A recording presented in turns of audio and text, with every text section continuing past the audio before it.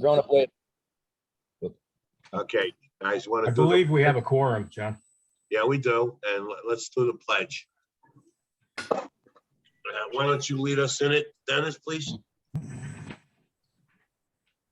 I pledge allegiance Pledge allegiance to the United to the States of flag America and to the to the republic republic for which it stands, stands One one nation, one nation, nation, God, under God, God, indivisible, with liberty and liberty and justice justice for for all. all. Amen. I don't have an agenda in front of me, but I guess we can somewhat wing it and move into application review. Dennis, can you, I don't know, what we discussed? Perhaps maybe you can, Yes, I would like to suggest that we allow water quality to jump before application review. Joe has a commitment at 7, and I think it makes sense to start that first. Yeah, we could change the agenda, not a problem. Okay. All right, Joe? Thank you, gentlemen. Just several quick things. Connecticut Department of Environmental Protection is accepting applications for non-point source pollution mitigation proposals. And the Norwalk River is high in priority. I don't know what the deadline is on that, but if any of you have an idea for such type of a proposal, they really pushed opening up the door to getting them in before the end of this month. Number 2, the Norwalk River Watershed Association received a National Fish and Wildlife grant for $15,000 to plant trees at Woodward Park, Oyster Shell Park, and 10 other additional street locations. Especially at Oyster Shell, I'm sure that could help stabilize some of the banks and so forth. Diane Larcel presented a permit for work that was done in Wilson Point Homeowners Association on Shagbark Road back in 2015. This is contrary to what they had been told, that permits were not needed. Chris Malik was looking at, okay, what went on? Is it our mistake? Is it their mistake? Was it necessary? Was it not necessary? And we're trying to sort that out. Dick Harris reported that mitten crabs have been found in Westport in Dead Man's Brook. This is just south of the library. Most of you don't know where Dead Man's Brook is. These crabs are predatory crabs, just very similar to the type of situation we had when the Asian shore crabs first came into this area. They not only will be in the harbor, but they travel upstream, and they are a freshwater crab. They were first discovered in the Housatonic River, so now they're in the Saugatuck River. So it's just a matter of time till we start seeing them here in Norwalk. We don't know what the impact will be on native species. And finally, with the loss of Jim Bartley on a water quality committee, we'd like to fill his seat with some young people who are interested in doing this. I mean, if you look at your crew as well as the water quality crew, the gray hair indicates that we are getting older and we need to get some young blood in here to keep the ball rolling. And if anybody has any idea, I'd be more than happy to knock on doors if you can give me a name and contact for getting people involved with this. And that's it. Thank you, gentlemen. Have a good night. Thank you. Jeff? Could I just say a couple of words about Jim Bartley, please? Who passed away, I believe, after the last commission meeting. But he was a terrific guy. He was an original member of the Stamford Harbor Management Commission when he was involved in the drafting and all the work that went into the Stamford Harbor Management Plan. And he worked on Route 7. And when he was on the Stanford Commission, he and I often met at Orem's Diner to go over material that he was working on. And then when he moved to Norwalk and he moved to Harbor View, I suggested that if the opportunity arose in the future, he might want to consider an appointment to the Norwalk Harbor Commission. But he was interested in the Norwalk River Watershed Association and of course the Mayor's Water Quality Committee. But he was just an example of a person who wanted to contribute to his community and do a good job without any hidden motives and he was really a good example, I think. And I appreciate the opportunity to work with him. And the last time we met up at Orem's Diner was when we were working on the recommendations for the Water Quality Committee. And he bought lunch for me and I said, I'll get you lunch the next time, Jim. But unfortunately, he's not with us. But I think we should remember and have him as an example of a person who really wanted to contribute to his community. Thank you for the time to say that. Hi, Thanks. John. You want to jump in? I'm sorry, John, are you talking to me? We want to move into and review? Oh, application review. Thank you very much, John. Yeah, well, the first application is at 34 Harbor View Road. It's a CAM application, and the applicant proposes to demolish an existing single-family dwelling that was established in 1938, and reconstruct a new facility that is FEMA compliant. The current site drains to catch basins in Harbor View, and the project proposes to decrease the total impervious area by about 130 square feet and maintain the drainage pattern after construction, similar to that which is in current which is currently in place. That is drainage to the Harbor View Avenue. The rainwater runoff from the roof will be connect to a header line that approaches a cistern located northwest of the residence structure, and the runoff from the cistern will flow through an elevated planter adjacent to the Harbor View Avenue. And we have a representative here. I think it's Attorney Suchi that will maybe give a brief presentation of that Yes, thank you. proposal. Yeah. Thank you, Dr. Pinto and members of the commission. Good evening. I apologize, my video is not working correctly, so you'll just have to bear with me with blank screen. I'm sure that's probably beneficial to all of you in any event. As Dr. Pinto indicated, the property is 34 Harbor View. It's in a lot that's undersized, 5,400 square feet. There's an existing non-conforming one-story house constructed around 1938. It's just under 2,000 square feet. There are a variety of nonconformities for the dwelling, lot coverage, setback, FEMA compliance, and the like. The proposal is to demolish the existing nonconforming dwelling and construct a new one in its place. And the screen that's in front of you is being shared by Larry Lapere. He is the civil engineer from Solely Engineering who designed the civil engineering component parts, the drainage system, and will be making some brief comments with tonight as well. The new dwelling will be slightly smaller than the existing. It will comply with all of the setback requirements. The dwelling will be fully FEMA compliant. There will be the required parking spaces behind the front setback. So at this point, that's just a general overview. To the north of the site is the clubhouse, the Harbor View Clubhouse. To the south of the site is another residentially developed property. And obviously to the east is Norwalk Harbor. So at this point, I'd like to just turn it over to Larry, who can walk you through the civil engineering drawings, the drainage proposal, stormwater system, and answer any other questions that you may have. So Larry, I'll leave it for you. Thanks, Liz. Hopefully everybody can hear me. And there's no feedback. So the proposal is to demolish the existing house, but rebuild it with one that is smaller. There are some modifications to the site as well.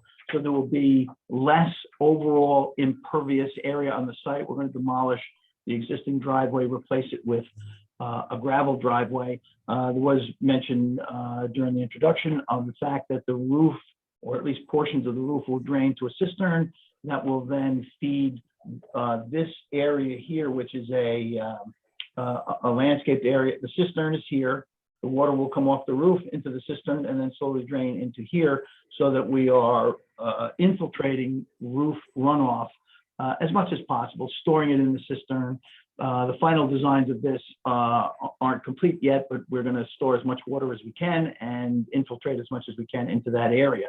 Additionally, with the reduction in impervious, we have soils here, hydrologic group A, of course, sandy soils, you're right next to the water, so that every little bit of impervious that you remove is more water that just infiltrates and does not run off. So two things: one, you lessen the runoff. Two, by infiltration, you get some treatment of things like if you have hydrocarbons, they get treated very well in sand, et cetera, et cetera. So there's also in this area, these are wooden patios that are underlain with gravel, and so these kind of decks are pervious, right? The water will go in between the slats of the wood, and so there will be very little runoff from that as well. And what winds up down on the gravel and in the sandy soils will wind up infiltrating. So a number of best practices have been implemented here in terms of trying to increase infiltration and storage of runoff as much as possible, decrease impervious and therefore the runoff from that. Currently, the site is fairly flat. What little slope there is does slope back towards Harborview Avenue. There is some runoff that goes onto Harborview, but as I said, it will be reduced from existing conditions for all storms because the runoff coefficients have been reduced because of the reduction in impervious, and the materials that are there are pretty much the same in terms of cover, lawn areas, et cetera, and gravel. And so essentially that's it. It's a small lot to begin with. It's 1/1200 of an acre, just a little bit under 5,300 square feet. The new house is slightly smaller than the old one. And in general, the slight reduction in impervious area will result in a lowering of runoff and an increase in infiltration. So from that standpoint, we think we've kind of touched all the bases in terms of using the best management practices that we have. If you have any specific questions, I'd be happy to try to answer them. No, Larry, thank you very much. If any commissioners have any questions regarding the proposed project, I think this represents a model system for what residents are currently doing, that with basically some of the other applications that we've been seeing to decrease, certainly the amount of runoff that leads into Norwalk Harbor, and for the sake of Norwalk Harbor, and protecting the so-called eco environment that we have there. So, thank you for that too. So, John, I said one quick question. Liz, great to see you again, with or without the screen. And Larry, thanks for the presentation. Just a quick question on the water side. Are you guys planning on doing anything in terms of the seawall or retention wall or anything along that side, or if there's a view of that? Well, Liz can jump in if she wants. My understanding is no.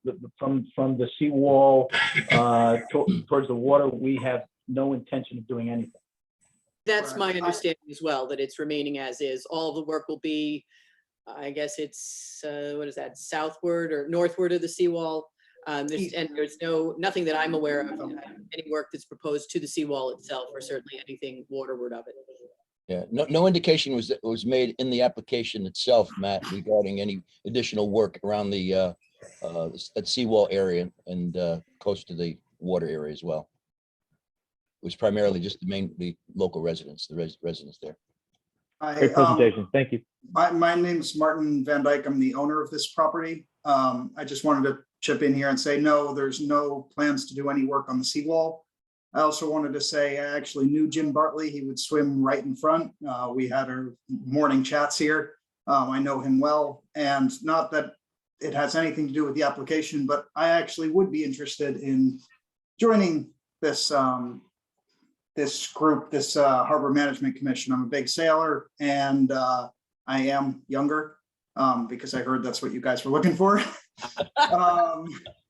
So I live right on the water. It's important. Don't rub that in, Martine. Don't rub that in. Did a fine job of selling, gentlemen. It does interest me. As you can see, my house is right on the water. So I'd be happy to. I don't know what kind of qualifications I need. I'm a civil engineer by training, but I haven't worked in civil engineering for about 4 years, but wanted to share. Thank you. No, thank you for that. Any commissioners have any further questions? Anything to add? We have nothing else to add at this point. I thank you for Great. your time and your attention tonight, but we're happy to answer any other questions should anyone have them. No, so certainly any motion to move forward that perhaps you find it consistent with the harbor management plan to move forward with the plans as I'll make that motion, John. Is there a second to the motion? I'll second it.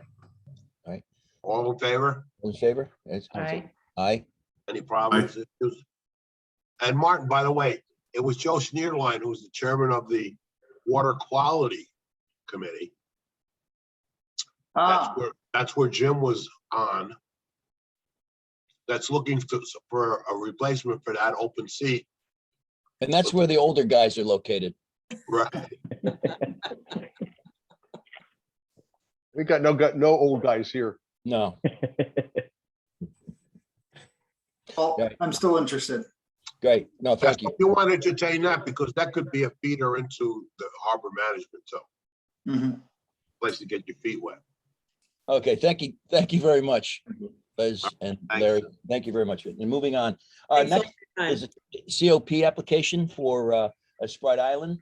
The proposed project involves renewal of the mooring field, renewed in, it was actually a previous COP that was given to them. The mooring field currently accommodates 85 vessels and is maintained annually by the Sprite Island Yacht Club. And annual maintenance has included seasonal removal of the moorings in accordance with the previous COPs.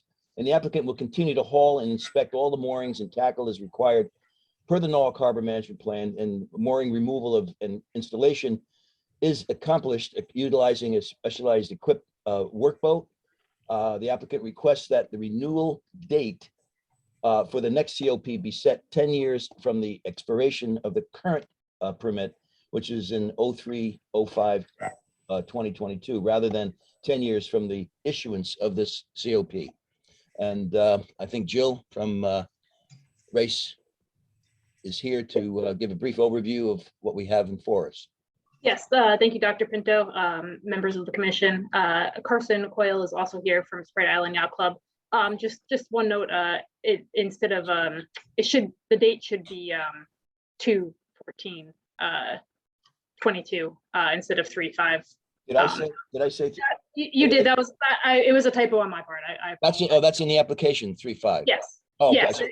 it should be. So it's your mistake, not my mistake. Oh, Correct, okay, exactly. So Okay. I apologize about that. okay. So thank you for summarizing. The Sprite Island Yacht Club is seeking to renew their existing authorized mooring field located in Long Island Sound.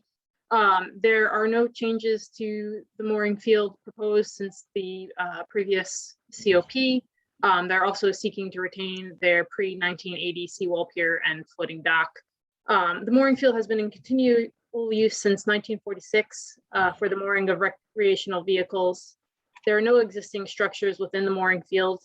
There are 85 seasonal moorings located within the field boundaries, which is depicted here by this line right here. And the 85 moorings is what was specified under the previous COP. As I stated previously, the mooring field has not changed in size or shape since the last permit was issued. The club utilizes these moorings to secure member vessels, club work vessels, club-owned sailing program vessels, transient vessels. The club provides a launch service vessels to the boats moored in the field. There is a pump out. The club currently has a portable pump out, and DEP has discussed the pump out requirement with them. And that requirement will be that they either install a stationary pump out within their the club, or on or before March 1st of every year, the licensee shall enter into a contract to obtain services from marine pump out boat for purpose of providing pump out services, which is, that is what the club intends to do in order to fulfill this requirement. Are there any questions from the commission or Yeah. things that they'd like me to address? Yeah, no, thank you very much, Jill. Yeah, I spoke with Sue Jacobson regarding that last issue that you had pointed out with regard to either requiring the Sprite Island to have their own pump out station along with facility and storage tank, et cetera. And if they're unable to do that, then there would be a fee for service for having an actual pump out boat coming to that area and carrying out that operation. Now, is there any work going on and around? I know I saw another application that I know the application that we're reviewing right now does not deal with any construction in and around the island. But there was a COP that was sent regarding, and I think you got that with regard to some maintenance that you're Yes, doing in that area. and that is included in this COP as well. So okay. maintenance to the existing seawall is proposed in this application as well. All right, and apparently the DEP had a few issues with regard to how you plan to carry out that operation. I believe they just asked us to provide them with a more detailed construction methodology, which we will, and I will copy you on that correspondence as well. Okay, all right, great. Mhm. All right, so I guess right now we're just looking at the mooring field. Oh, correct. Or well, both of those items. These items are included in the COP application, which is under review. Any commissioners have any questions regarding the current proposal? John, would it be appropriate to table it Well, Or- until, with further information? yeah, come in? that's, yeah, because there is certainly pending information that is required by the DEP about the application. That's correct.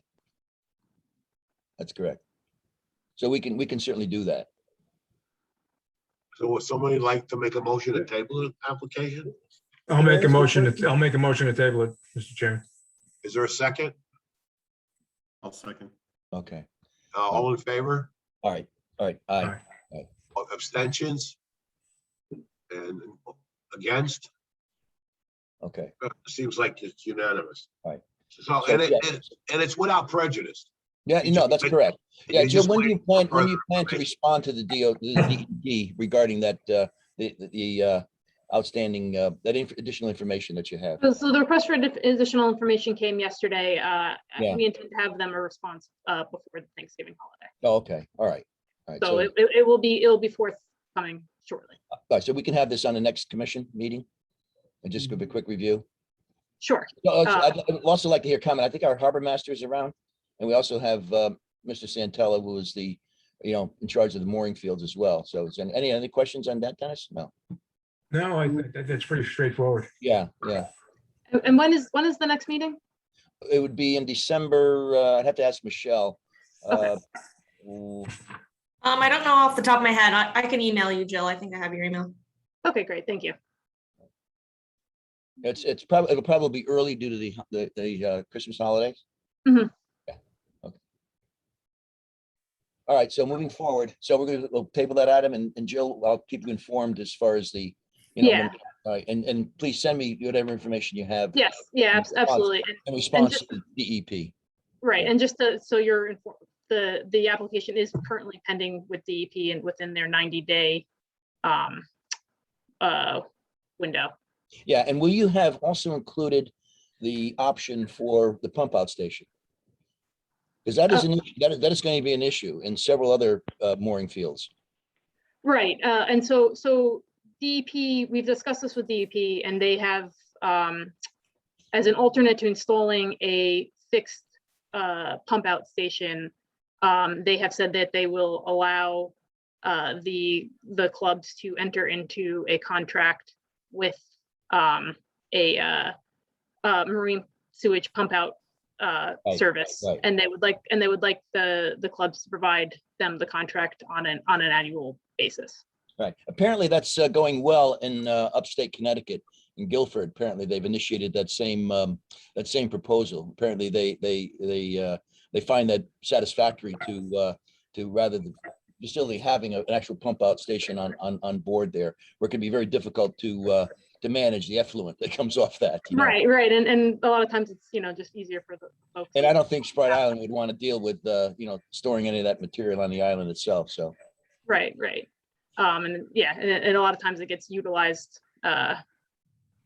more quickly by folks if they can just have somebody come out to them rather than coming to the island. Right. No, Jill, thank you very much. John, it's Jeff. Could I ask a question of Jill? Yes. Do you have a federal permit from the Corps of Engineers for the mooring field? So it had been previously reviewed by DEP and they will pass it along to the Army Corps as well. But you do have a current federal. Yeah, the mooring field Mooring field. has been previously authorized. All right. All right. The original COP, Jeff, was just a 10-year lifespan. So that every 10 years you have to re-up that. So that's what this process is. Right. Matt, you remember the Sprite Island, are you? Yeah, and just to your point earlier, John, logistically, a pump out station would almost be impossible because it's so shallow and there's no room for anything. So, going into a longer term relationship, I think there's maybe of the 68 boats we had this year, there's maybe 4 or 5 that even have a head at most. But the use of the blue system in East Norwalk is a complete home run, and I know it's been used in different services in Essex, and others have been significantly better because it just takes all of the issues off the table and makes it quick and clean and easy. Right. Great. No, right. Thank you very much, guys. Thank you, Joe. You're welcome. Okay, moving along, we have the Norwalk Yacht Club. Again, a similar proposal as the project involves, again, the renewal of their mooring field established under the Connecticut DEP permit, which was submitted to us. We had that copy, and the mooring field currently accommodates 152 vessels and is maintained annually by the Norwalk Yacht Club. The annual maintenance includes seasonal removal of moorings in accordance with the previous COPs. And the applicant is requesting modification to the following permit condition number 2, that is requiring that the certificate holder shall remove the moorings no later than October 31st of any calendar year and shall not install such moorings before April 15th of any calendar year. Specifically, the applicant requests the ability to leave the moorings in the water year round in areas that are located outside of the shellfish beds. And the applicant will continue to haul and inspect all moorings and tackle as required per the Norwalk Harbor Management Plan. Relief from this condition was discussed with apparently Dave Carey, Director of Bureau of Aquaculture, and he is amenable to such modification. The mooring removal and its reinstallation is accomplished utilizing a specialized equipped workboat. And the applicant requests that, again, the renewal date from the next COP be set 10 years from the expiration of the current permit. And again, Jill, is that 02, 05 again? So this one is the correct date. Oh, so it's 03. Yeah. Okay, so this is 03, 05, 2020. Yes, I had accidentally copied it over. Gotcha. Okay. Mhm. All right, so that's correct. So I changed it in that previous. So it's 02 on Sprite Island, and it's 03 in. Correct. Right. Yes. Okay. So again, the same issues are pertaining here too. I guess there is a pump out station and pump out facility that was, I guess, proposed to be installed at the club, and the DEP is going to make certainly a recommendation, similar recommendation as they did with the Sprite Island Yacht Club, and that is to go into contract that if you cannot put a pump out station at the facility, that you go into contract with a sewage, pump out boat to maintain that facility in that manner. So we're here to look at the mooring field, and if you want to give a brief overview on that, Jill. Sure. Thank you again, Dr. Pinto. in the commission. Beth Kinney, the Vice Commodore, Al Drules, the Rear Commodore, and Rowayton resident, and Kevin Santoro, the mooring chair, are also on the call. And the Norwalk Yacht Club is seeking to renew their existing authorized mooring field located in Wilson Cove. The mooring field has been used continuously since 1894 for the mooring of recreational vehicles. There are no existing structures in the mooring field. No changes to the mooring field boundary or number of moorings are proposed in this application. As Dr. Pinto discussed, the club is seeking permission to leave the moorings that are not located in shellfish beds in year-round. And relief of this condition was discussed with David Carey, and the correspondence were included in the application material. And he was amendable to such modification. There are 152 seasonal moorings located within the boundaries and depicted on the attached permit sketches. The total quantity of moorings is the maximum number specified in COP, the previous COP. Again, the mooring field has not changed in size since the issuance of the previous state and federal authorizations. They use the Norwalk, excuse me, stumbling on my words. Norwalk Yacht Club utilizes the moorings to secure member vessels, club work vessels, club-owned sailing program vessels, and transient vessels. And they also provide launch services to the mooring field. Similar to what we just discussed with Sprite Island, the Norwalk Yacht Club has discussed the pump out requirement with DEP, and they intend to enter an annual contract to obtain services of a marine sewage pump out boat in order to fulfill this requirement. And they have already began the process of engaging such services. I have a question for Jill and one for Steve. If Steve is on the call, I hope. Was the original approval, did it not include a requirement for a pump out station and or a storage tank? And does that storage tank exist? I can't speak to if one exists, but this pump out requirement is a new condition in the that DEP has discussed with us for this upcoming renewal. And I see the reality of that, and that would give us consistency if we're doing it for others, to do it for yours as well. And then my question would be, the other question would be for someone from Shellfish. Somebody on from Shellfish? Yeah, I'm here, John. Thank you. Okay, Steve, is there a reality of sets migrating into this area over the winter months, where they're going to be leaving the moorings in and the tackle? I mean, I guess the question, I mean, the short answer to that is yes. I mean, that can happen anywhere, but it would be a function of what moorings are in place on grounds that could be seed oystered. Does that pose a concern for Shellfish at all? Yeah, I mean, there have been concerns that have come from the community, and the Shellfish Commission would probably like to respond to this. May I clarify one thing? We would still be taking all of the moorings out. It can be very difficult for us to get all of the moorings out in the time frame. So what we're really looking is to have an extended time frame especially for the inner moorings. You know, I recollect during the previous conversations with this, was it Norm Edwards that does the moorings there? Who does? Norm, he has moorings on the other side. So that's a different mooring field. Norm is Rowayton Yacht Club. Right. So who actually does that yacht club? He does. Yours? Ours, we do ours. Say again? We have staff who, Okay.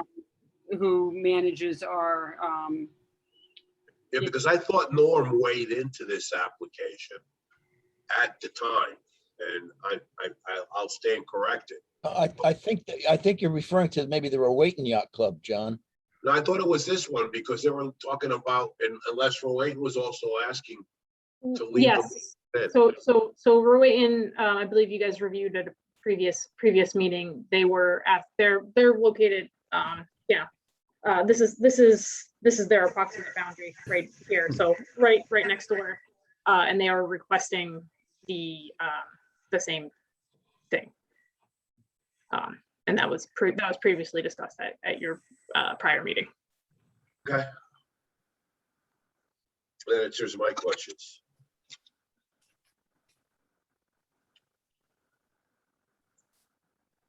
You have a recommendation or a motion, John?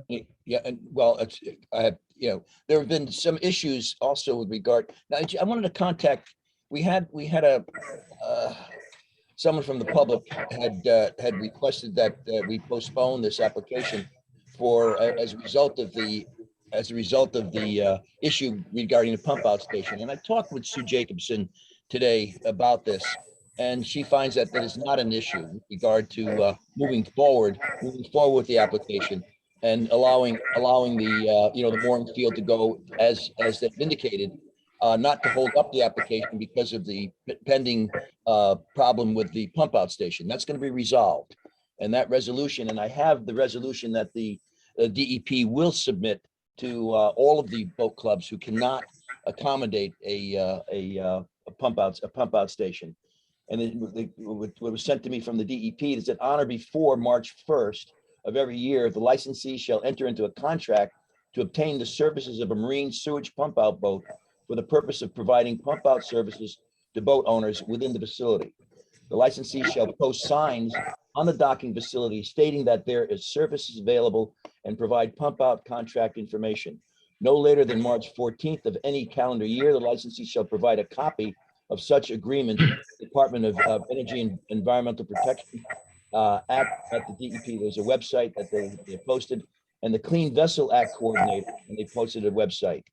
And so that's going to go out to all of the current boat clubs again that cannot accommodate a pump out station. So I find this not to be an issue with regard to delaying us of approving from the standpoint of the Harbor Management Commission, approving the mooring field as proposed. John, I have a question. Yeah. Does the club know how many moorings that they need to take out as a result of the shellfish beds? So the club has actually organized their moorings such that they do not have moorings in the shellfish beds. So there's no moorings in the shellfish bed at all at this point? Correct. Does that include the recreational shellfish area? So in the any leased shellfish beds, there are no moorings. Not the least ones, the recreational shellfish beds. Beth, can you speak? I believe that some of our moorings are in the recreational beds, but again, we would be taking them out of each season, just likely later than we currently are taking them out.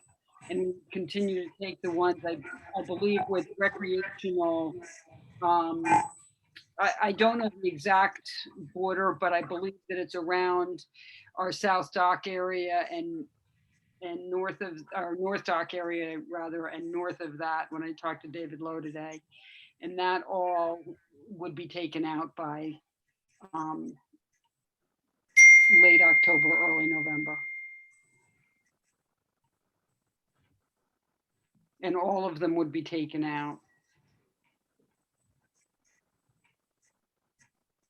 Yeah, so the proposal to leave them are only for the ones that are not located within the shellfish beds. including recreational shellfish beds. Correct, yes. And from the shellfish standpoint, are you planning to, again, review this again, Steve? Yeah, we have not reviewed it. Is this a COP? This Yes. is a COP. Yeah, so we wouldn't see it as a COP, but I mean, we request it to politely appear such that the commission could review it and report back to this commission. But further, I mean, we have other concerns unrelated to the COP with respect to the power washing on club property and the device used to remove contaminants before it enters the wastewater system on the property. We have asked the Commodore now a few times to document the catch system, and these requests have gone unanswered to date. We simply would like it to be certified that the materials that were demonstrated to the Shellfish Commission are in fact for paint and other contaminant paint removal rather than other contaminants, specifically hydrocarbons, oil, grease, so forth.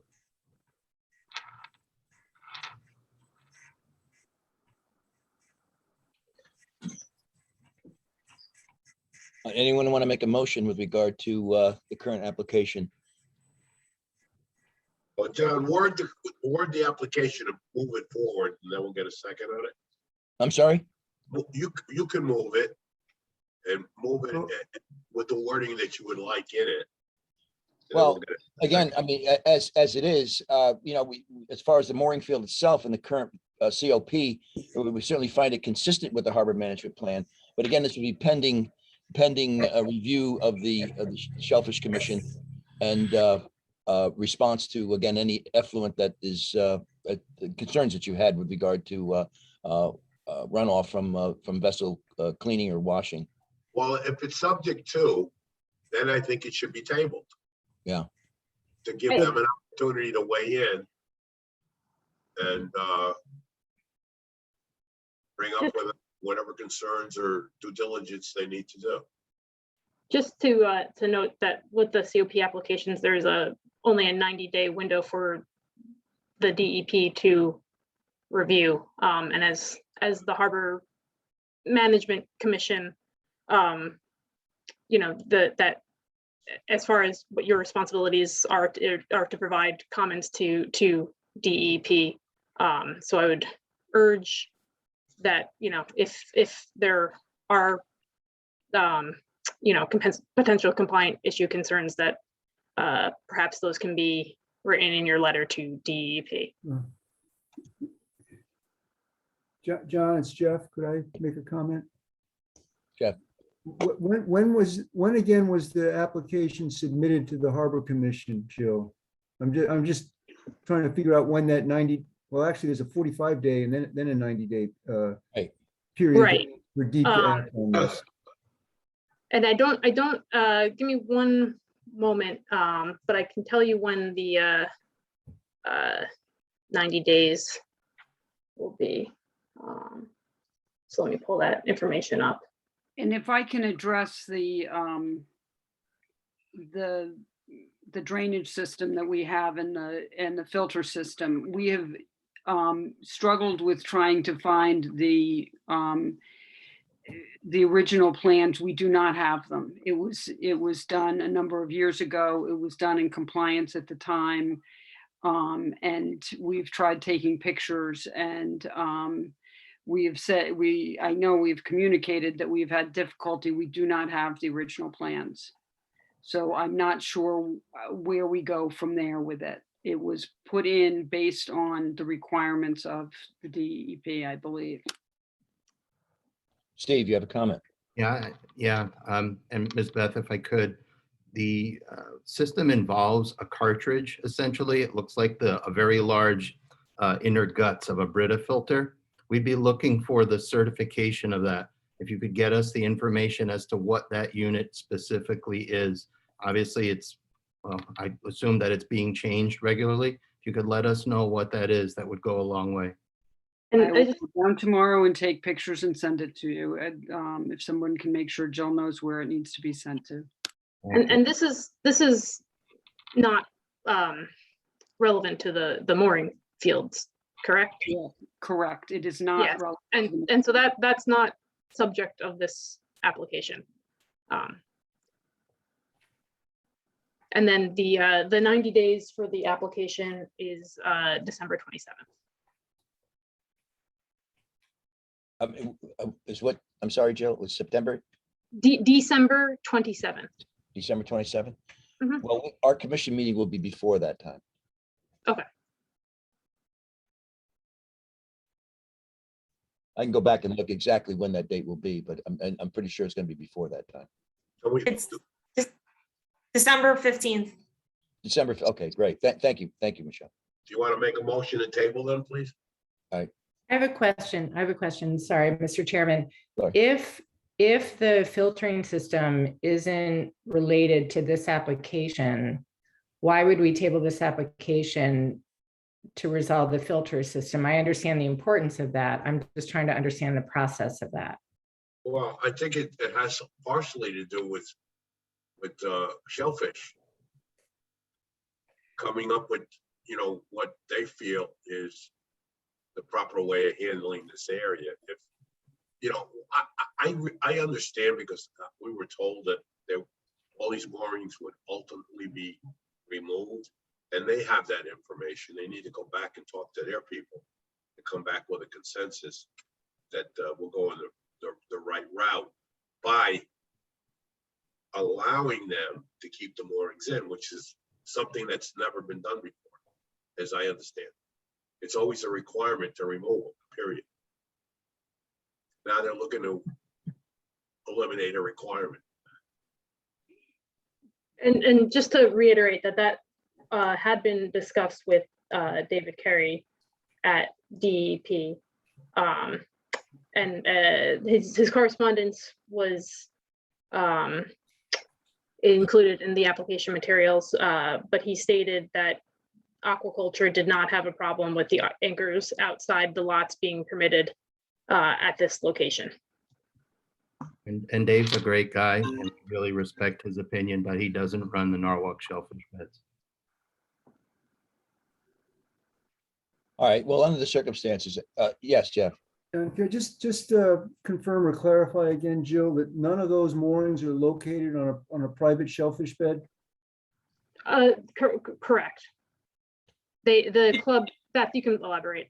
Just to clarify, part of the approval that we are receiving is on the shellfish bed, on some of the, does overlap with some of the commercial plots, but we have never put moorings there because we need to get permission from, we have not in the last 20 years put moorings there. Historically, there were moorings there, but we have not, since there has been a requirement to get permission from the shellfish leaseholders. Yeah. So therefore, any of those would not be included in, if we had any moorings there, they would definitely come out prior to October 31st. And that would not be changed. I think the principal provisions in the harbor management plan that concern this are that there is a provision that approvals for the yacht club mooring area should not be for an indefinite period of time, but should be subject to periodic review and renewal, which is the process that you're following now. And that no mooring should be placed on a private shellfish bed without the permission of the owner of that bed. Correct. And so you're compliant with that as well. Correct. And then the other provisions simply had to do with good management of the mooring tackle. Yeah, and again, Lori, I appreciate your comment. What are the two? How do these two up? How do you separate the two? But again, the Shellfish Commission weighs in on most of what our comments are, and if they have an issue with regard to the placement of the mooring, proper placement of the mooring, then I think under the circumstances we'll table this till our December 15th meeting. And I just want to clarify, so is that Shellfish's concern is the placement of the moorings? Steve, is that the Shellfish concern? Hey, thanks, Lori. So I think that's among the concerns, but I can't speak for the commission, but I know that they'd want to look at this. Right. But that was the reason for the original recommendation that the permit should not be for an indefinite period, but should be subject to periodic review and renewal to allow people to identify any concerns that they might have. So I think that's the process would be working. The concern would be if the commission misses an opportunity to comment on this because DEEP approves it before the next commission meeting. I think that would have to be something that you'd want to discuss. We'd want to discuss with DEEP, John, to let them know that we're waiting for a comment from the Shellfish Commission and would expect that as long as it's within that 90-day period, Yeah, that DEEP wouldn't act on it until the commission makes a we can send it out ASAP. final comment. Yes. Any other further comments? I was just wondering if, sorry, Jeff Mangles, just wondering if on that drawing, if the shellfish beds were actually on that drawing that was presented, Jill? They were not in the one that I had shown, but I do have another drawing that I can pull up. Well, actually, that's a good suggestion or recommendation that the application show the relationship of the mooring area to private shellfish beds. Resources, right? It is included. Right there. Oh, gotcha. Right. Oh, that's right. I did see that, Laurie. I mean, Jill. Right. Yeah. Then Jill, go back to your other drawing, if you would, which shows moorings out to the southern on that western. Yeah, and this just kind of put them on there in a row. See, on that western segment of the permitted mooring area, is that just for illustration purposes and don't, because it does show, it shows moorings all the way down to the southern boundary, which would seem to overlap the shellfish ground. Right. This was just drawn schematically. But we would only put those in if we determined and received permission from the leaseholders. But we have historically, this was the boundary, and so we've maintained that boundary. So it's for 152, and we've put in about 120 moorings, and they don't overlap any of the leasehold areas. Right. So the lower ones are not installed. Jill, can you indicate that on with your marker? These down All here. those right there. Yeah, okay, that's Yeah, and then I think some of these down here as well. Okay. Dennis, take a snapshot of that. Make sure they get built for all those moorings. We would love to be able to put in 151 moorings and get built for them, I can assure you. Well, there's certainly a need for it today in this boating environment. There's absolutely a need for it. Right, but so far we have not gotten warm woolly fillings from the shellfish leaseholders that's something they're interested in us doing. So right now, we're doing with outside of those areas.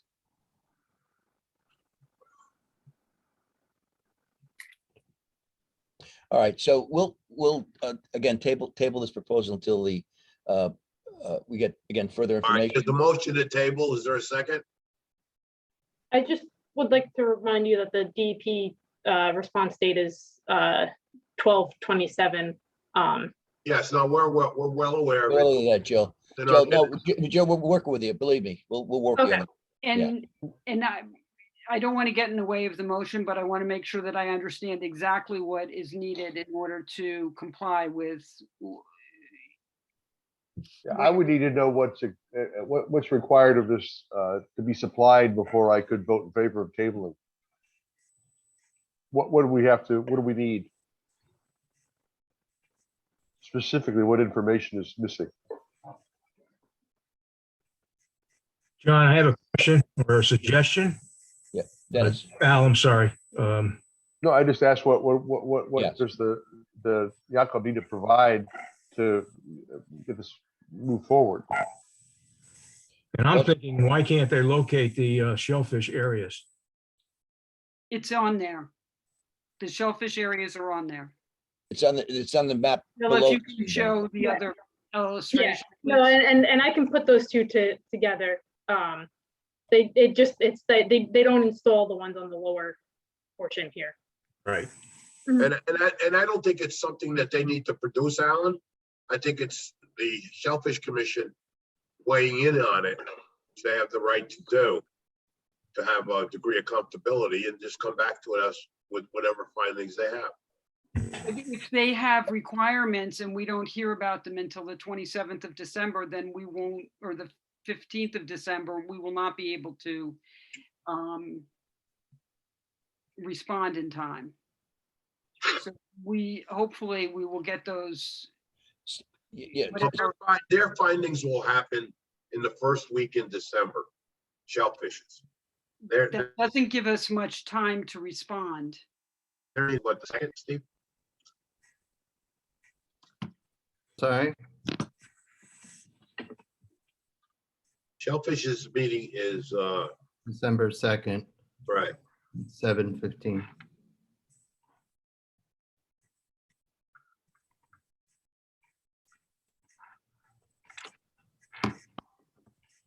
Would you want them to come to that meeting to make a presentation or anything, Steve? Yeah, I mean, I think I mentioned that, and I think in the meantime, we should reach out to the leaseholders as well. I think the community needs to weigh in on this. What presentation did you ask us for? I'm sorry. I'm not aware. Neither am I. What presentation? No, this. If you desire to make a presentation to the Shellfish Commission, What would the presentation? we just saw it, but the rest of the Shellfish Commission now. Oh, the same one on December Nothing 5th? different. Nothing different. That's fine. It would be good to show the overlay of the shellfish, the private shellfish beds on the COP application here, so we can see Yeah, what the correct, overlap Alan. is. There's too many of them that come through without doing that. And the overlap is what's really important. That's what I was suggesting. Yeah. I can be happy to provide that to you.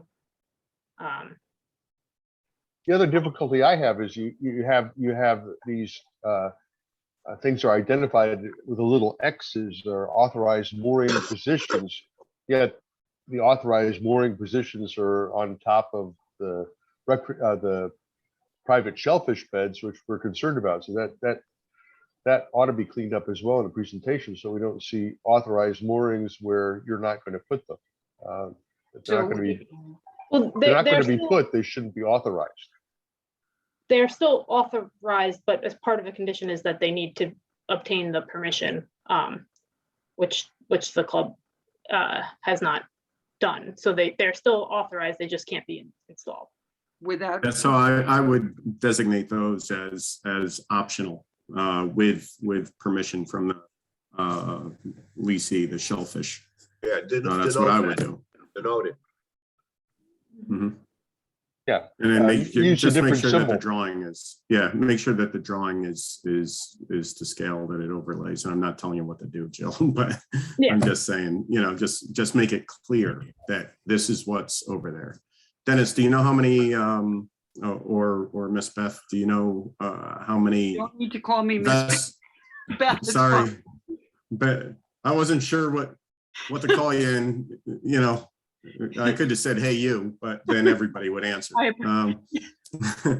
Well, Do you know how many? still Do you know how many vessels were moored last year in I total? believe it was approximately 120. I have that Yes, information at my fingertips, Jeff. Okay. And that includes, you know, club boats as well as member boats and all.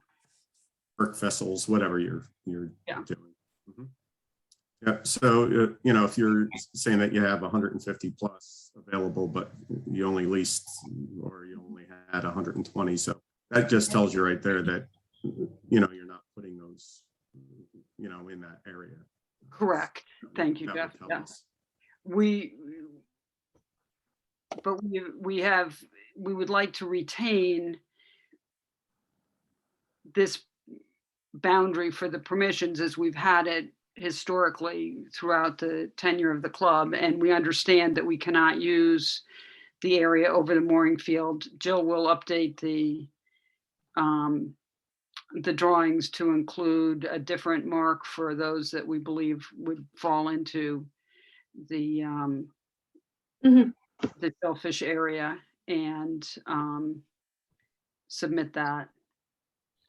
So that'll be a pending comment that you're going to be doing in front of the Shellfish Commission. And so that we'll wait the response that we have from you and from the Shellfish Commission prior to our meeting on the 15th. All right, and I would appreciate any thoughts that the Shellfish Commission has in terms of requirements that they might anticipate us needing to make, because we will have no time to turn things around between the 5th of December and when we have to meet with you all again and when this is due. That's the 27th. Is that right, Joe? That's the drop dead date. The That's right. shellfish is December 2nd, where's December 15th? And we could do a speedy reply as if needed. Mhm. And what you need to do, Beth, is really work it out within Shellfish. Any objections that arise, I think some of them we may have taken care of tonight just by redoing the map and coming up with something that's more realistic from a perspective standpoint. So this way they could see it and they know, and Jill put a note on there that this area needs permission from the leaseholder. So That is included in the current application. no, in the application, yes, but don't make a note on the map and to where those overlays are. And this way it'll be a lot easier for them to run through it and it becomes less problematic. And I'm assuming, or I'm not suggesting, I'm just listening to what Steve is saying, that he's going to go out and talk to the leaseholder too, because he may want to weigh in on it. Yeah, definitely. So if that overlay could get to Chairman Dr. Pinto, forwarded on, and we'll send out some questions. Thank you. All right, Steve. Thank you very John, much. just one more question, if you don't mind. I know I'm prolonging Hi, this. Jeff. Just Jill, again, the same question as with Sprite Island. You have a Corps of Engineers permit for the mooring field as well. Yeah, correct. The state and federal, the mooring field has been authorized previously, state and federal. So if you achieve the changes you want with the state permit, are any changes needed in the federal permit or? Not to my knowledge. So you're not changing anything in the federal permit. You're just there were conditions in the state Correct. permit that Yeah. are separate. All right. Mhm. Thank you. Okay, so we'll wait further comment then on that one. Okay, All then right. we vote on it, need to vote on it. John moved it. Well- Dennis seconded it. Can I, all in favor? And it's aye. Any objections? Abstain? All right, moving. So move. we'll move it to the next meeting. Okay. All right, the last two items on the agenda involve first is the East Norwalk Village District.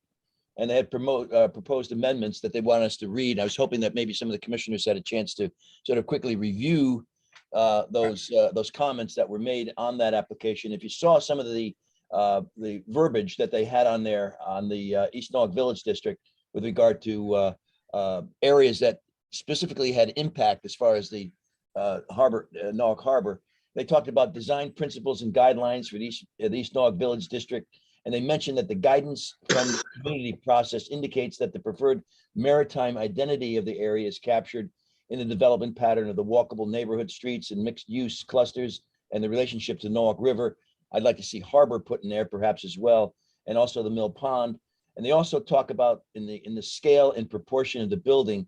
They list that the proposed new or substantially rehabilitated building shall be compatible with traditional maritime village architecture and landscape, requiring a parking area.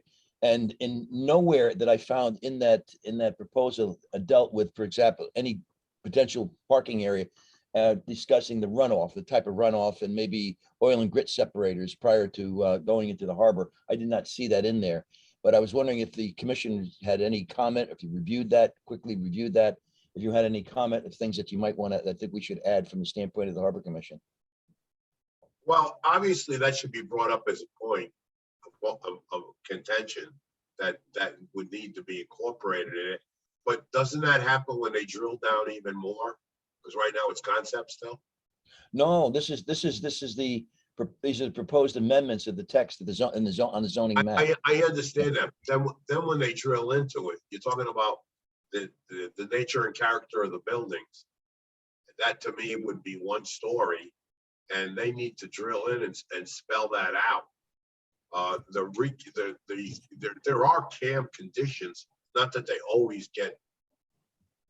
No, well, this is talking about the ambiance in the area to have a. No, I understand that, but you're also talking about the sand and grit and drainage. Sand and grit and drainage comes under the CAM requirements. Not that we're always following up on it, because we know of certain projects and even in that particular area that have been done without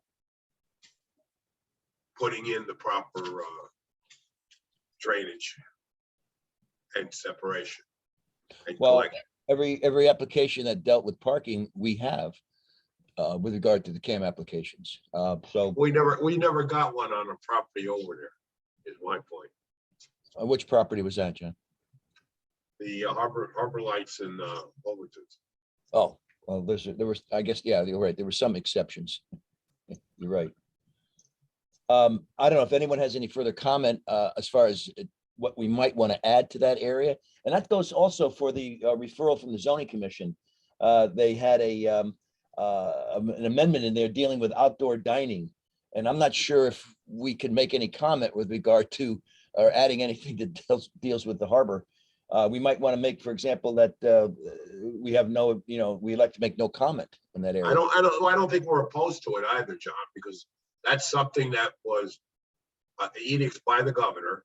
All the towns picked up on it, allowed it, and what they're looking to do is to make it more permanent, which I think personally, I think it's a good thing for all the. Oh, I agree, but I said we were asked by the zoning commission to have input or to have comment. So we can't say that we weren't involved in this this amendment proposal here that they have.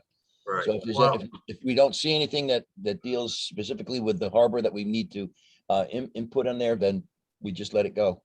Any application that comes through for a deck or whatever is going to have to should in theory come through us regardless as far as correct. If it's within 1,000 feet, so we'll have time to weigh in on it at that particular time. Jeff, yeah.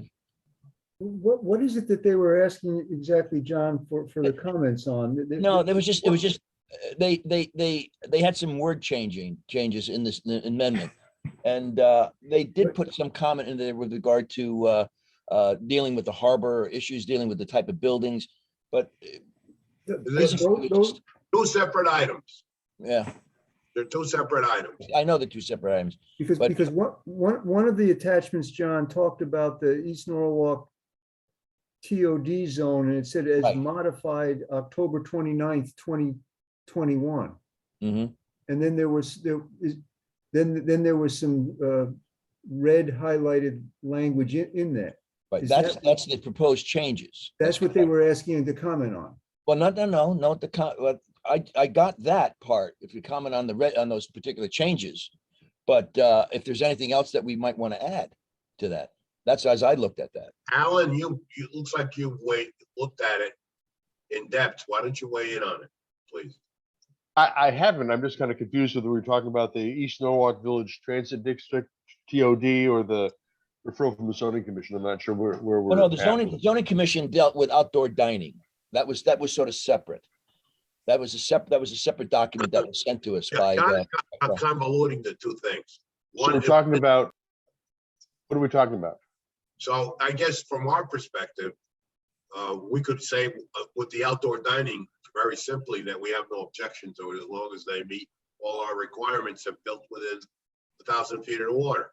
As far as the redlined items, is there anything in those redlined items that we have to have concern about?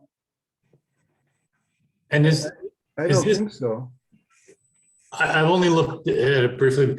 The district that they're proposing it's just the East Avenue Van Zant area, right? It's not Seaview First Street. Yes, part it of is. the- Yeah, It encompasses all that. It stops a couple of feet away from the water, and then what happens? It goes into another study now that's being done.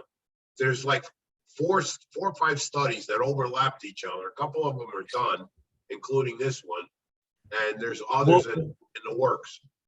So what are we reviewing? The TOD though, the TOD includes Seaview and First Street, or is it just East Avenue around the train station? And Seaview and First. Okay, because it's not on the map that they sent. That's why I'm confused. Yeah, no, it's the East Norwalk Neighborhood TOD zone, so it's just centered on the train station. And I don't. Yes. it includes the bank area, the Wells Fargo area, a little bit of Van Zandt Street in there. Yeah, Van Zandt, East Avenue from north of the railroad bridge down to the cemetery circle by the bank, and then along here. Let me put it, 'cause as far as this seems to be the only map. And if I can open it up. Let's see. Let me share this so that we're all talking about the same thing. Stop.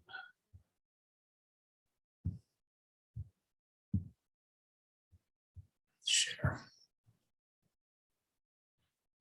Do you have that now, guys? Well, we don't see the pictures yet, but yeah, there we go. Right. Right. So 95 is here. This is all East Avenue. Right.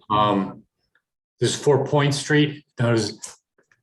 So the gray is the proposed EVTZ and proposed change to C. What is C? These I don't know what that means. The blue. That must be seasonal. It could be. Is that? That's Yeah. the zoning. That's a zoning area. Okay, so that's a change to the zoning. The zone itself. Because most EVD. You're gonna have to go up with that, or is that the whole map, Steve? That's the whole map.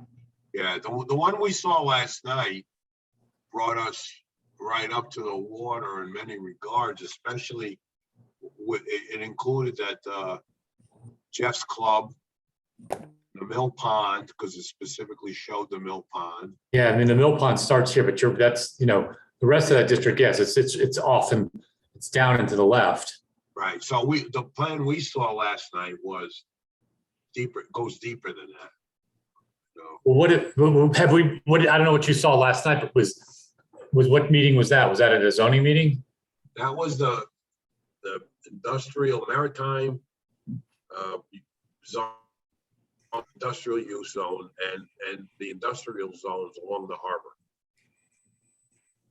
These are two different items, so they're not. I mean, they are related ultimately because it's all within a distance of each other. But the East Norwalk TOD change is a different study than what was the discussion of last night. Right. No. We understand that. At least I do. I think. Well, I have no idea what you guys saw last night. All I know is what we were sent, and I'm asking what we're reviewing. Can you bring up, Michelle? Can you bring up the map that showed where the break-off points were? Because it's different than this map. So what you're looking at right now is what was referred to you. The other stuff is not related to this conversation, I think. I mean, So I what would you're- consider- let's just keep this conversation about what we've been specifically asked to review. Well, And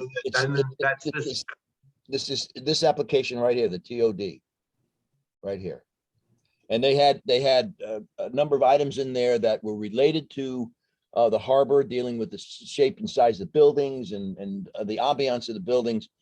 Was there anything else that we thought that we would like to add? And that's what I pointed out, you know, as far as the parking facilities or anything, because they did have an area on parking, you know, and what they require. But that would be part of a CAM application if someone wants to put something new in there, that we would certainly get a chance to review that. But I think your point just about runoff and car discharge and things like that needs to be appointed, or at least noted in all these. And as I think you mentioned earlier, someone mentioned earlier, there needs to be mention of harbor management plan in guidance for some of these areas as well. Well, we could certainly make a suggestion that be included in that plan. We did that on the very first plan, the one that did the head of the harbor and Wall Street, that area. Well, there was always a hesitation, John, of having the two documents under the same roof, so to speak. Now it's four, but Well, we did reference the harbor management plan in that, right? yeah, it's usually best to, if we want to make sure that, harbor management plan, CAM application guidelines are followed, don't repeat them a second time.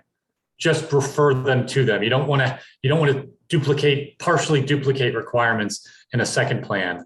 Say, any development here would also be subject to review by the harbor management, compliance with the harbor management plan and the CAM application process.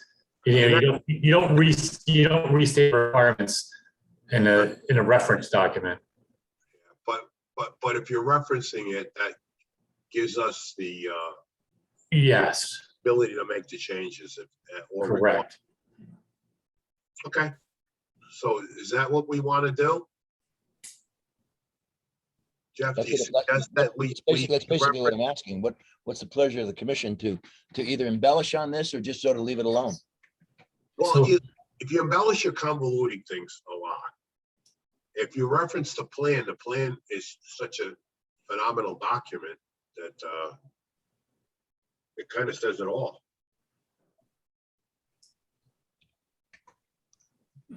I'd like to hear what. And how would we indicate that in this particular document? They have a list. It's a laundry list of how they parking area. They've got public seating. They've got this. They got all of those amenities. I don't think that we have any objection to any of them. Right.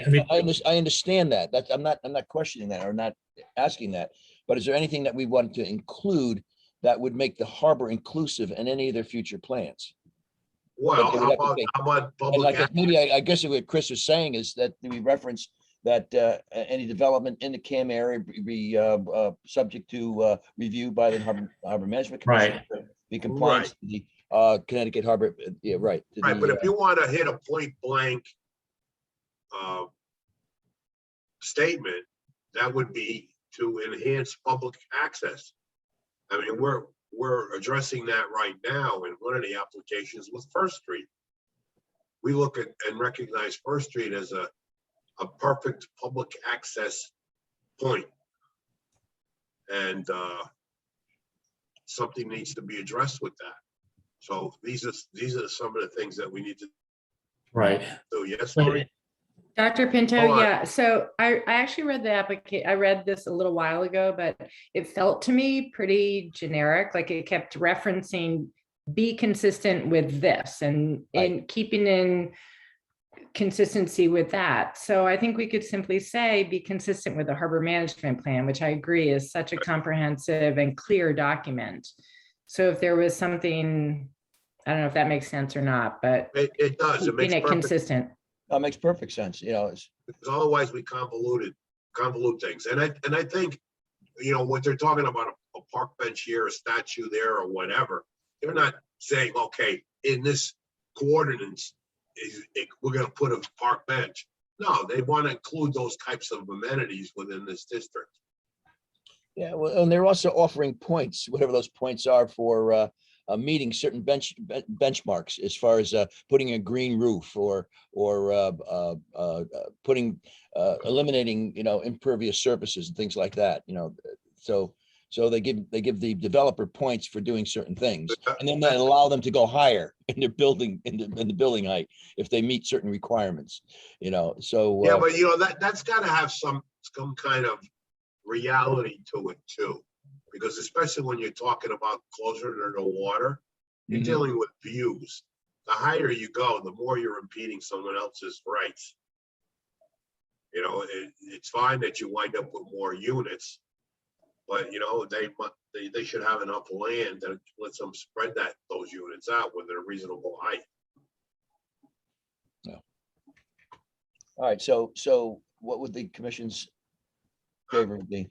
Well, so I'm looking, the second part of this thing is about how the zoning commission approval is required for any new construction, substantial reconstruction. So, I mean, that's like the first, after the purpose and intent, that's the second line, you know, but because this is so what I'm assuming what we're reviewing here is the TOD design guidelines. Right. That's what we're actually reviewing. The second point is applicability, where they talk about the zoning commission approval. We should state, you know, harbor commission approval is required for, and come up with some language about where, mark our turf. If that's what that's what we're talking about here. We're marking our turf. Now the TOD it's actually in here doesn't have any waterfront property. So we are still kind of limited to, you know. Well, I don't know, does it go up to the mill pond? Well, I don't know if you consider the back of the Wells Fargo parking lot waterfront property or not. I don't know. I mean, it's within the CAM area. It's within other things to that extent. And that's saying that the Harbor Commission does not have, you know, some jurisdiction here in review, and that's what we should state. But it isn't waterfront. This isn't the waterfront. I bet you in the sales brochure, those are going to be waterfront apartments. Water view. Absolutely. Kayak out your back porch. Hi, Jeff. I think in addition to mentioning the requirement for referral to the Harbor Management Commission and the Harbor Management Plan, a simple statement that for the properties that are located within the designated coastal boundaries, the state's coastal management policies will also apply. Because that's the issue we have with the marine, you know, in looking at the rezoning in other locations, that have to make clear that where the coastal boundary is, and within the coastal boundary, the policies of the Connecticut Coastal Management Act will be applied, or whatever the proper term is. Yeah, well, that's what I agree with Chris's comment as far as, you know, keeping it simple as possible. Yeah, simple. The coastal management policies of the Connecticut Coastal Management Act within the coastal boundaries, and the requirements for referral to the Harbor Management Commission. I think that would be sufficient. Yeah. Is anyone certainly in agreement with those comments? Yeah, I mean, you know, take a look, because you know, the 2.1 is the village district consultant, and then peer review requirements. At a minimum, the following items shall accompany a design review application. Well, you know, I mean, this is specifically more about design, you know, architectural design elements and, you know, urban planning elements. But yeah, I mean, let's stake our turf in here. That was my feeling right from the beginning. Yeah. You know, whether it's a separate bullet point or it's included in these other review requirements, I don't know. All right. I certainly have no other further comment on that. Moving forward with that? Yes. Right. All those in favor? I know. Aye. Aye.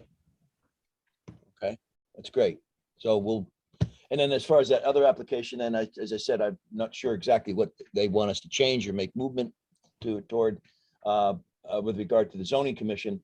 but they had some wording as far as outdoor dining as an accessory to use for all business zones and stuff. So I don't know how we would have an impact on that, allowing people to sit outside and have a bite or two. I don't know, unless they throw their food on the curb and wash it into the harbor. I don't know. Anyway. That's a good thing, I think. You mean to feed the fishes?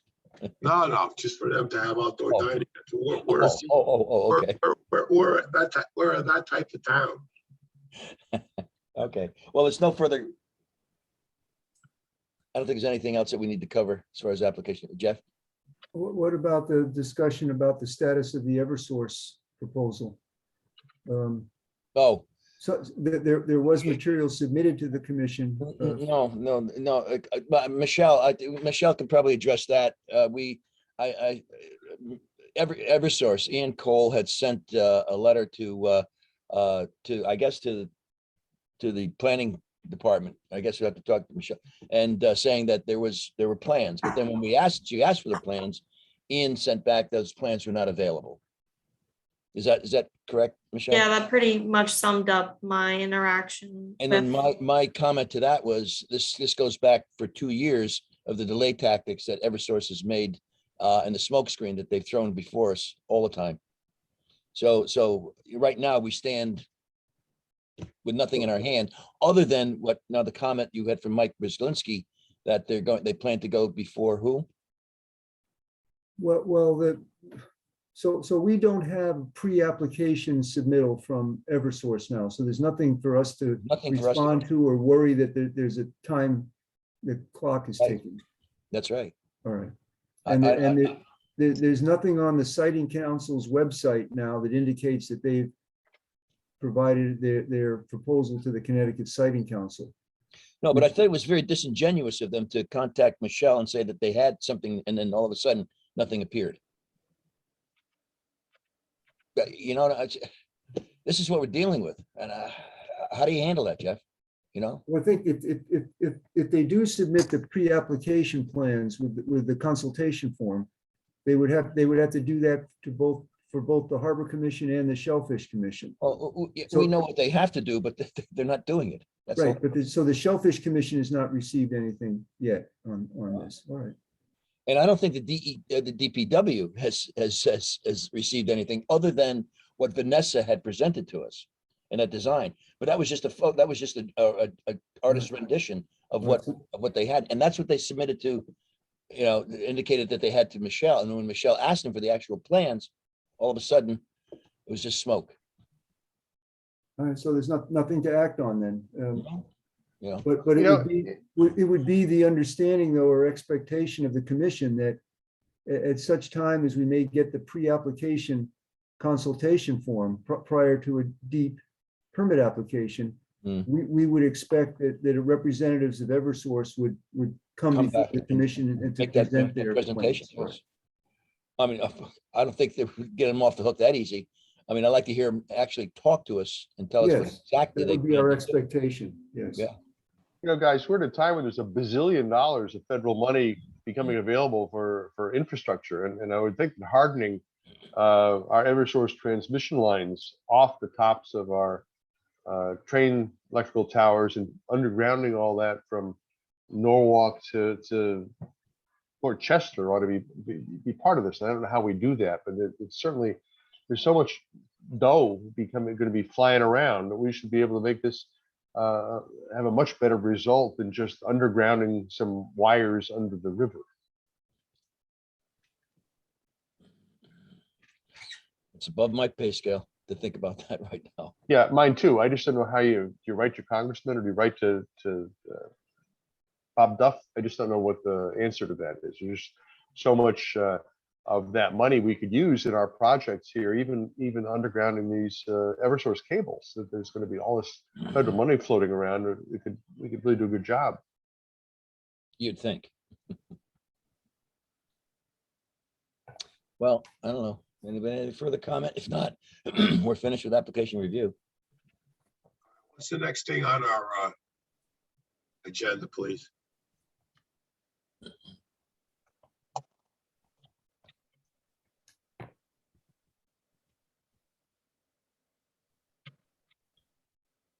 Anybody have the agenda handy? Oh, I don't know. I don't have that in front. Wait, let me see here.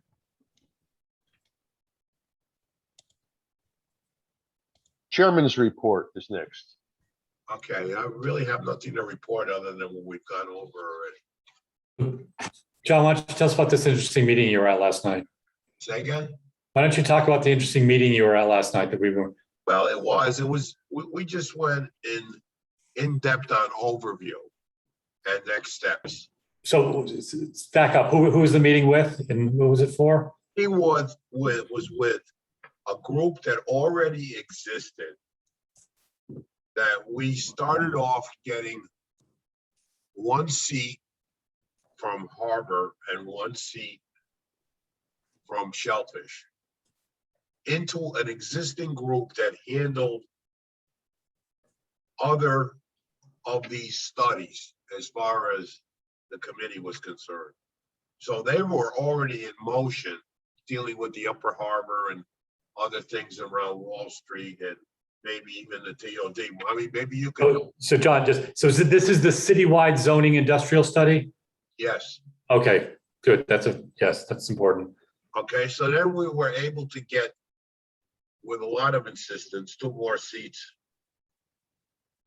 on it. One for myself and one for Jeff, just to round it out in terms of It's not the citywide study, John. It's the waterfront industrial. No, it's a zone. waterfront industrial study, but these people were on the citywide. Yes, yes.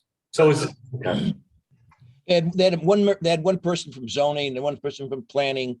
They had Michelle, I think you had a representation of, the representation that they had. They had we had Shellfish from Steve Bartish, they had myself, John, and Jeff from Harbor Commission, and then they had planning people from planning and I think 2 or 3 people from planning and zoning, or zoning rather, and then one person from planning, and then there was a couple other commissions that were represented there. 2 from Common Council. Common Council, that's right. It was John Kites and I forget. Darlene Young. The meeting was recorded. It was extremely interesting. I would definitely take the time to watch it. Where would I find is it under P&Z? I can send it out in an email and distribute it. It's on the Norwalk YouTube channel. Yeah, I know. There's 1,000 meetings. I just didn't know where to look it up under. So Yes, I can send the link. So this is a follow-up. This is the same scope that we had the presentation on at the beginning of October? Yes. Or is it, okay. Yes. Yeah, we had the opportunity to give, actually, Michelle had sent out the presentation that Jeff had polished up, that we previously gave to Mr. Kleppen and others, but this commission did not see that. And so we had the opportunity to send that information out to them to review all the information of what we have done in and around the harbor in that area, and plus some of the issues that dealt with as Jeff points out, how we're revisiting history and going back to 1988 and 1989 with regard to the Water Street redevelopment, which was problematic back then, where they wanted to put more additional residential areas in that flood zone, as well as in the marine commercial district there, where the DEP had brought lawsuit. And I'm not sure, we don't know what the outcome of that lawsuit is right now, or that was. So, but right. So what did we learn at this? That history repeats itself.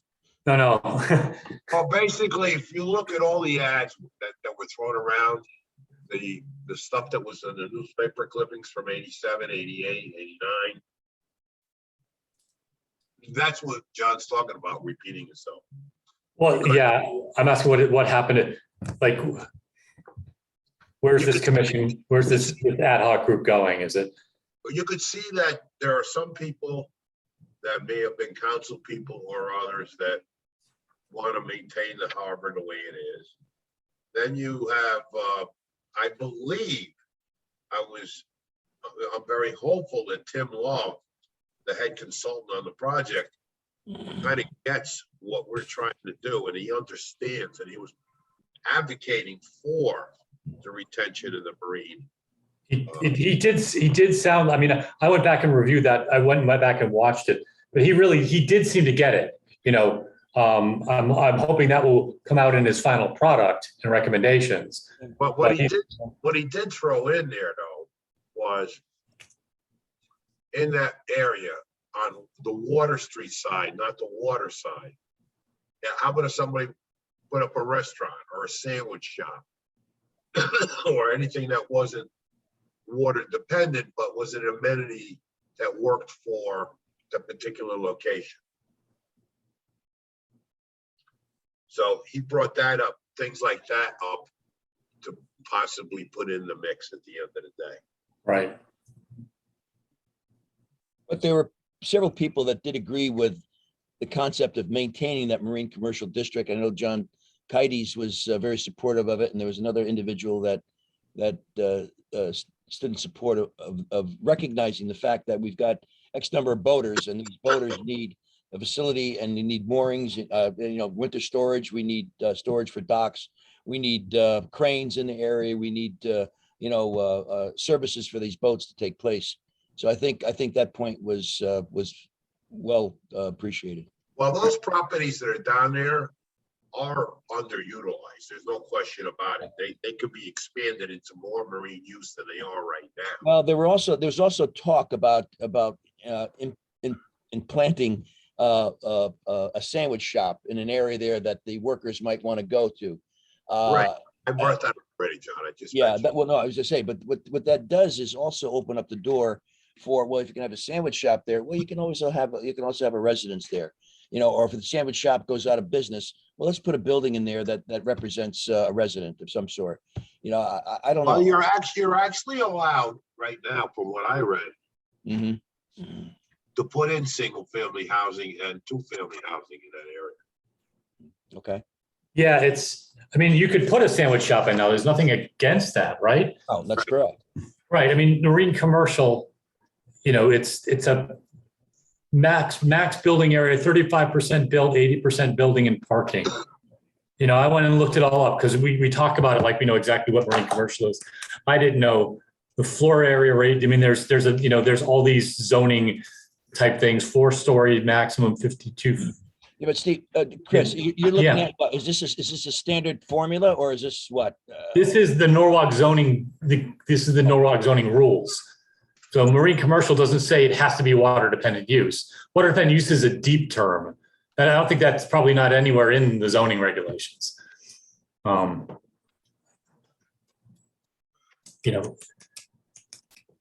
so, I would encourage you, Chris, particularly, and others, everyone, to look at these snippets as they're done. This just happened right yesterday, and give input to us that are on them going to the meetings.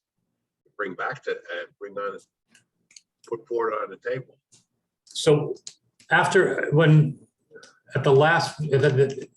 to think of when this was, which was the meeting with the util and everybody else. There's also the citywide zoning, industrial zoning study going on. That this was the one the marine commercial one has been peeled off from. Now that has gone down the road without any direct input from us. Right. Yeah, but this is now. It's not just that Water Street marine commercial zone. It also includes Upper Harbor too. That's not what I'm talking about. I'm talking about South Norwalk. No, I'm talking about all the industrial area that is on the water. It's not marine commercial. But if there's a citywide, this was my protest. I don't know if I got the voice this well last time. But if there's a citywide zoning industrial zone study going on without any input from the Harbor Management Commission, where almost all of the South Norwalk industrial area, which is a big part and the dirtiest part of Norwalk's industrial zones, is in the coastal area management. It's in flood zones, and some of it, especially on Meadow Street and Wilson Ave, is waterfront. It's on Village Creek. Yeah. And this is going on, and this is being modified without any input from the Harbor Management Commission. And on this level, this feeds into our narrative of being the redheaded stepchild, in Norwalk politics. So I know I'm preaching to the choir here, but I think we want to get our foot in that door too. And I also think that it's really short-sighted to not even talk about Manresa with all this other discussion going on. That's specifically carved out of this. Yeah, and I think that's exceptionally short-sighted to not even have it as part of the discussion. The only thing we can do now is to zone it. We can't dictate how it's going to be, who it's going to be sold to, or what the future owners will want to do with it. But we at this point should say part of Manresa Island should be reserved for marine commercial use. That can be said now. That can be planned now. That doesn't need, and to have this discussion without this, I think is, which means somebody else is reserving that with their own agenda. That's what it says to me. I don't know if it's an agenda. It's a matter of taking bites that you think you can accomplish something. And if Manresa was part of it, it's going to be convoluted because you got the guys on your side of the creek and you got the guys on the other side. Everybody's got different and not divergent thoughts and mindsets and mentalities of what should happen there, from all kinds of stuff to nothing. And if that becomes part, you can't approve your plan without that being approved. That will convolute it. That's in my mind why they left it out. Right, but I to keep the argument going, I thought the whole point, the whole direction Norwalk wanted to go in was to do more master planning and not spot zoning. Yeah. And this is not, if looking at everything through a straw is not master planning. It ends up being spot zoning. But that's a higher level of that might be the modus operandi of many of the developers in the area. Because this seems to be driven by the developers. Well, this is being driven by planning and zoning. Planning and zoning is writing these RFPs. So these studies are being driven by planning and zoning. They're the ones dictating the scope and everything else. So that's, well, then somebody in planning and zoning has an agenda. Everybody has agendas. They just want to know what it is, I mean, I thought the stated agenda was we want master planning in Norwalk and not spot zoning by looking at everything through straws.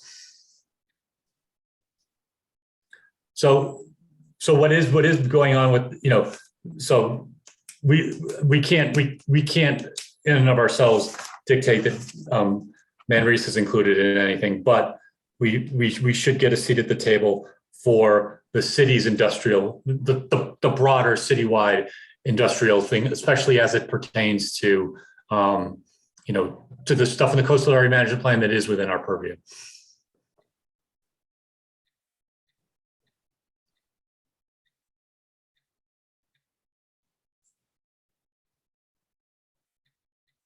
All right. So, I mean, all this is going to be evolving over a period of time. They put a timeline together, which you'll see once you go to that site. It's got all the timelines and everything in it. And it's not, a 3-year project. They're on a fast track. Fast track. Yeah, the next meeting is what, December 21st, Michelle? Yes, the next steering committee is the 21st. No, December 1st, I think. December 21st. 21st, John. They changed that.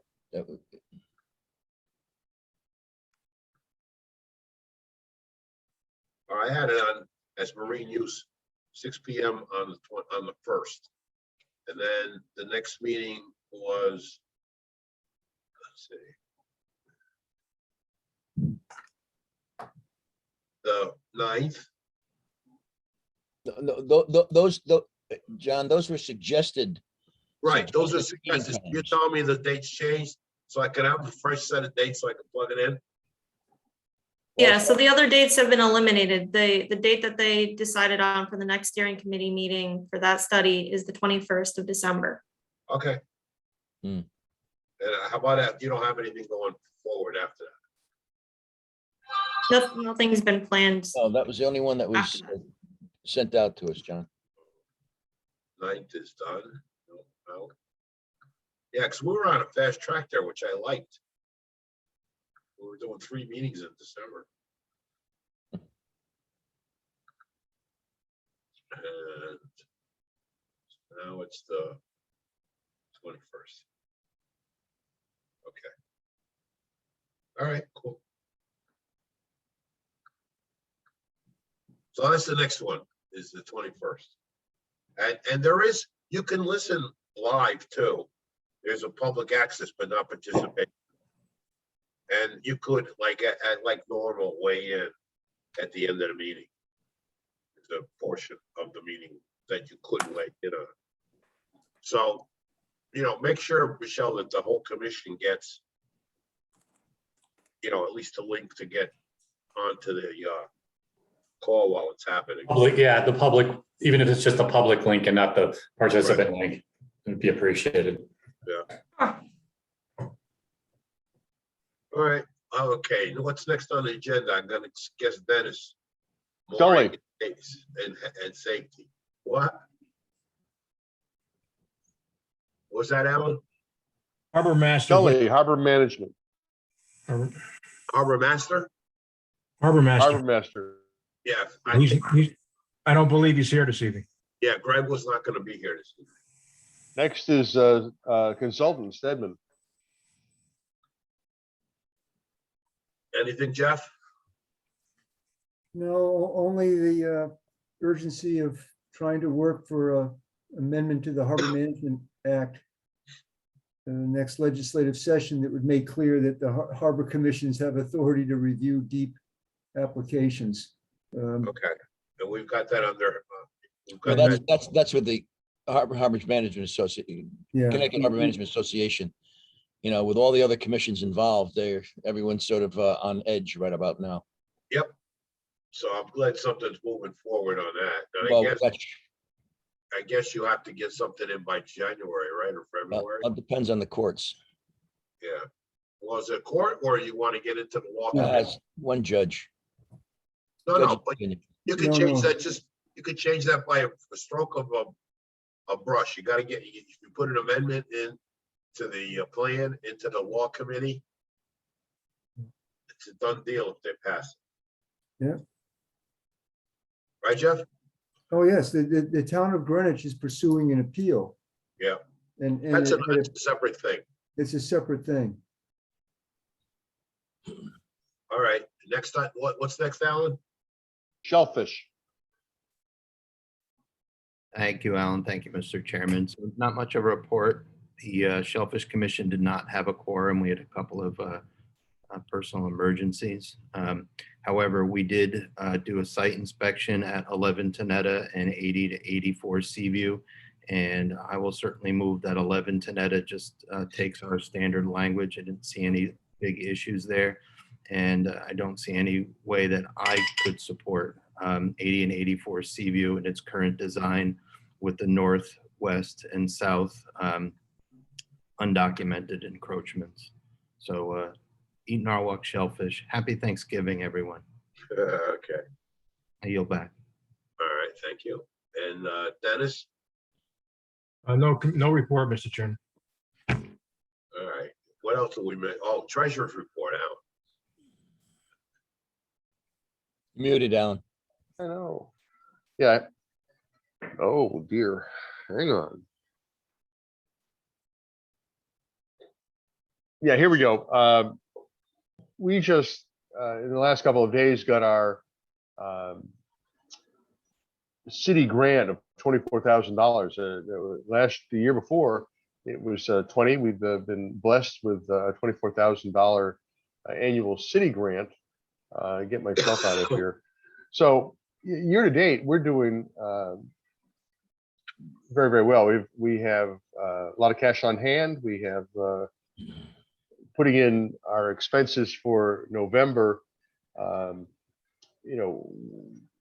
We got $18,000 on hand, which is kind of unusual for us at this point of time. I kind of put everything as a variance from the 2020 versus 2021, and really going back to our city grant, we an extra $4,000 more than we had the previous year. Our interest is down, but that's just when they post the interest in the account. They kind of go back and do that after the fact. On our moorings, our revenue for moorings over last year is $3,000 to the positive. And I'll note that our increase in mooring expense from the online mooring service is only $100 more. So we're $2,900 ahead in moorings, which is that we're seeing some positive movement there. The water quality program, we've usually received $3,000. This year we received an extra $2,000, so we have $5,000 toward the water quality interns and the water quality program. Expense side, the harbor master's stipend, there's no deviation there. However, we had no expenses for the harbor master, had no incidental expenses, nor did we have any boat or fuel expenses. So we're ahead $2,000 in our expenses, although it begs the question of, do we need to be maintaining the boat, or is somebody doing that, or are we not? Well, that boat was on lend-lease to the police department because they had shortfalls in equipment. So I'm suspecting that they took care of it and maintained it. Oh. But now they have a new boat, so we're going to need to plug in the repairs as well again. Right. So we'll estimate that for next year. Our secretarial service, we haven't any bills for that, so we've saved on the expense side. We've saved $2,000 there. We haven't done any advertising, so we were ahead $43 there. Our consultant expenses are this calendar year are $9,000 less than they were last year, so we have a lot of reduced expenses. The water quality intern program, again, $3,600 more expense than last year, yet we have $2,000 more in grant from the Department of Health for that. So we're sort of paying our share of that. So right now we're sitting, in a $19,000 situation of being ahead of where we've been. The good news is, or the bad news is, that our ask for 2022-23 is due tomorrow, the 18th. I will stall for some little time on that, but we really need to come up with where we want to spend some money, because we're starting to putting in requests for cash, and we're really getting our support. Yeah, but So keep in mind that money that's there needs to hold us until June. So yes, that has to hold us till June, but we certainly we don't have a whole lot of expenses other than the harbor master in that period of time. So I think we need to look at whether we're going to be going ahead with putting transit moorings in, whether we're going to buy those and support and buy the hardware. yeah, but I think the harbor master gets paid regardless, doesn't he? Yes, no, that's. And then consultants, we're going to definitely have consulting fees moving forward. Right. Got a lot of heavy lifting to do. And I think we also contracted Mr. Hart for some calculations of water turbidity monitoring that we required. Right. Okay. You should let me know what how much that contracting was for. And then, Alan, I was just questioning. You said there were no secretarial services or fees. I mean, Telesco doesn't. They've not been billed to us. Telesco has not been billing us? Well, I don't know, Telesco or the city. I think Telesco bills the city, and then we've had nothing assigned. We've got nothing assigned. Sometime or other, it's going to offset itself. Huh. All right. But Alan, I think we should speak to the harbor master and see what we could do with the boat. It maybe needs some repairs. Well, yeah, it doesn't look so great to go a whole year without having to invest anything in the boat that we're always complaining about. I know that. I mean, we can't afford a new boat, obviously, but we can certainly put some money into it if that's the case. Well, I think we should be. I mean, just look a little better if we had, if should be maintaining it. So Yeah, I would keep the number in there for that. The only thing that we got knocked down for, if I'm not mistaken, last year was the transient moorings. We had a $5,000, $6,000 number in for transient moorings, and they took it out. And don't we want to do that again? But actually, I think we have compared to where we've been in the past. I think we have funds we could do that this year if we want to do it. It's up to the mooring committee guys and what it really costs and to buy the tackle and get it painted and all that. But I just think we should be thinking about spending a little more money than we are. Well, we want to do that for the transient. Now, what is that, dock plot? Well, Dakwa is again, Dakwa. that's up to the I guess the mooring guys. But my experience going to transient moorings and transient dockage is that Dakwa is really the accepted way of reserving space. And I think we should be suggesting to the city that they use that service for the visitors dock as well. We should be meeting with Recreation and Parks to see if that's something they'd be interested in. Because Dakwa does have facility for managing, segmented days, which is exactly how our city docks operate. There's different chunks of the day that have different costs and overnight building and stuff. And that's something that package is all set up for. So it would be, I think, useful if we're going to think about transit moorings, is that we kind of coordinate with the visitors dock, and so there's one system that a transit would use to get a dock space or a mooring space. Makes a whole lot of sense. And you're following up on that with Parks and Rec? I need to see if we want to do that. I think we can do that. I'm happy to work on that if you like. If you want to set something up, Alan, I'll go with you. We'll sit down and okay. And Dennis needs to be on board with the transit moorings as well, just that we want to do that. And again, my feeling about transit moorings is they need to be a full swing mooring rather than a bow stern kind of setup, because most people picking up transit moorings don't know anything about bow and stern ties. So we'd have to find a location where we could do a mooring with a that's going to be up to the harbor master. He's going to have to locate those things. We should have a discussion with him on that too. Exactly. So. All right. All right. And, yep. Can Anything else? Can I ask you a question on the water quality program that we have? Could you go back and let's look at the water quality interns. What are we paying? We're paying, let's see.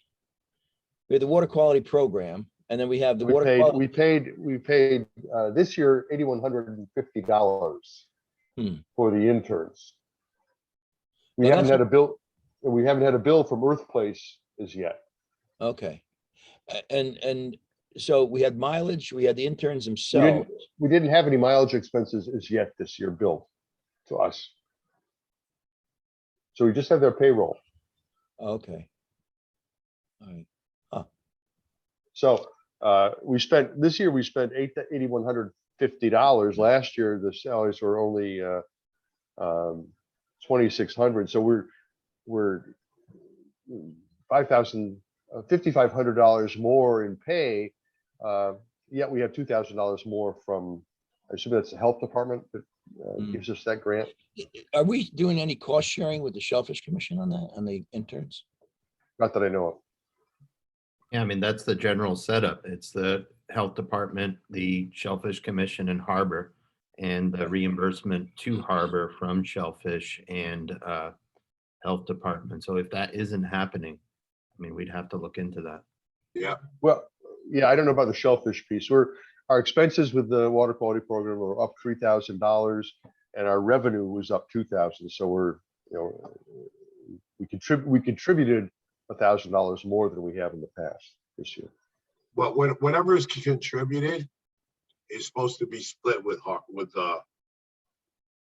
Shellfish. You know, Same thing with the boat. It's split with Shellfish. Right, but I think, I don't know, my just going back and rethinking the whole water quality program, I don't know, that's my personal opinion about, rethinking exactly how we're spending the money. What are we spending the money for? What is that money going Well, toward? Jeff had that same question. It was accountability. And I think it ruffled somebody's feathers along the way. Well, What I think. do you in mean? mo- But any accountability project- is very important. Yeah. Number one. Number two, we should be able, if we're spending money on it, to direct some of those projects. Well, that's the issue. That's the issue I have, because any research project is goal oriented or hypothesis driven. What are the goals? What is the project? So what exactly are we paying for? Because in all fairness, recall several expenses that we received from Earthplace several years back.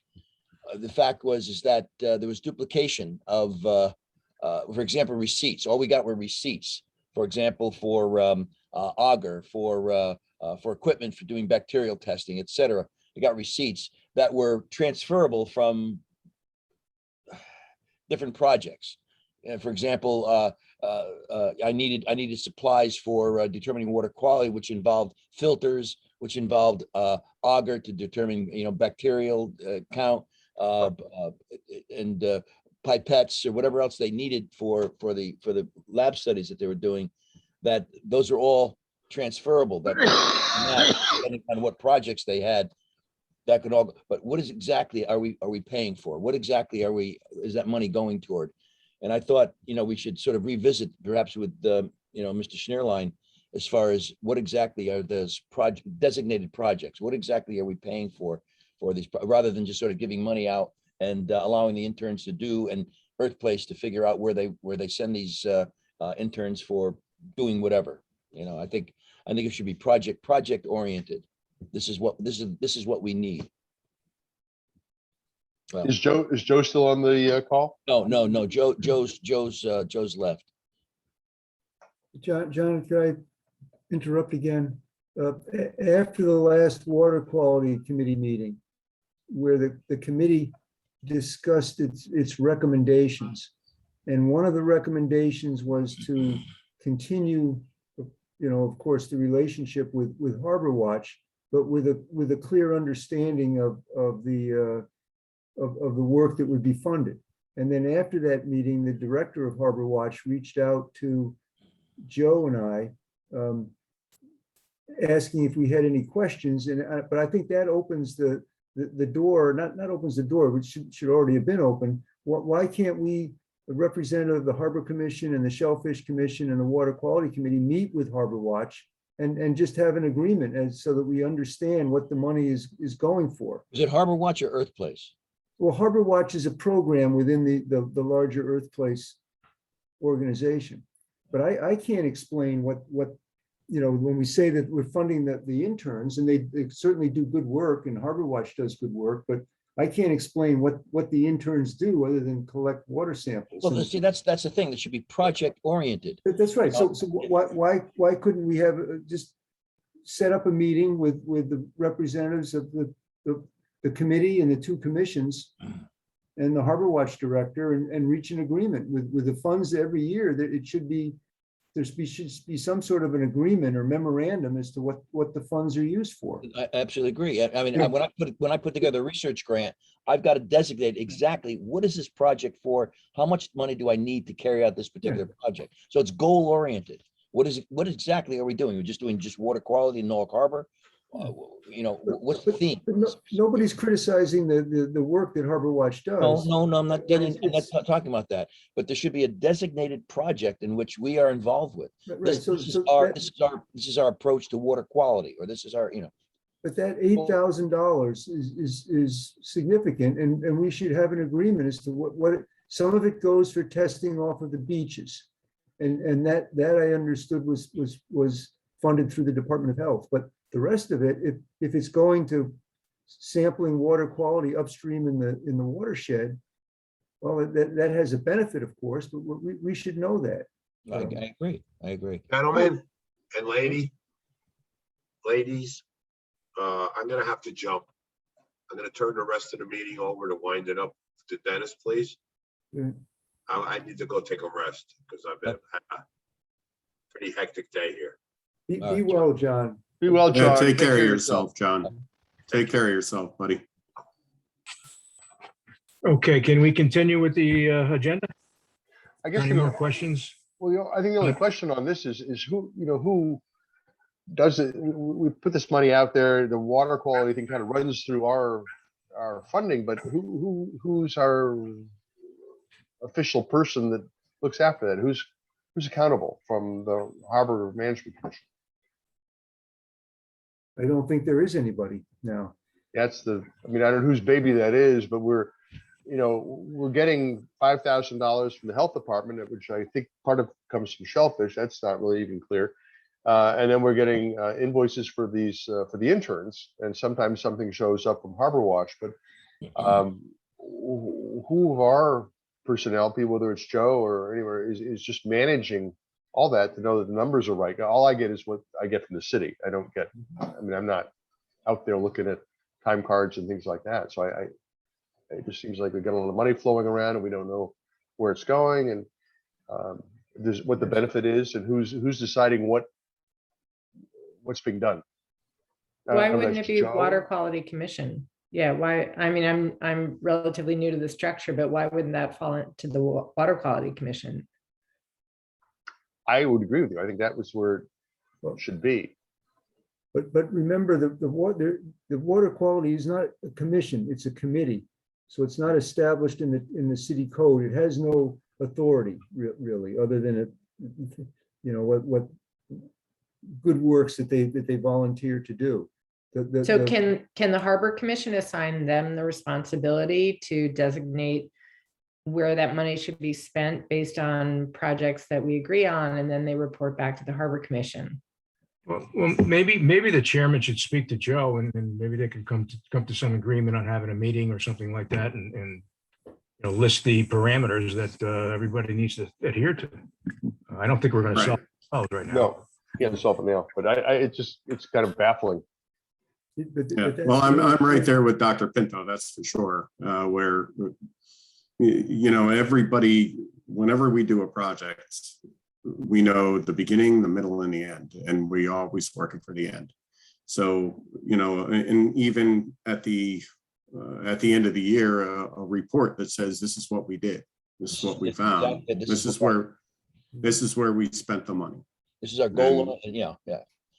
Because we had an issue. Well, I don't say if it's an issue, but I was concerned the fact that when we got our B- report from the I guess from I forget who issued our B- report in the state regarding the water quality, it was data that was generated by us through the Harbor Watch or for Earthplace.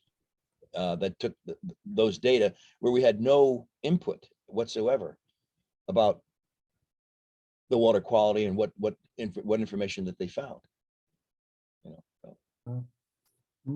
Might the first step be, though, to someone from Joe and someone from the Harbor Commission and Shellfish Commission meet with Harbor Watch, get an better understanding of what they're using the money for, then come back and perhaps draft an agreement, a memorandum of agreement for somewhere along.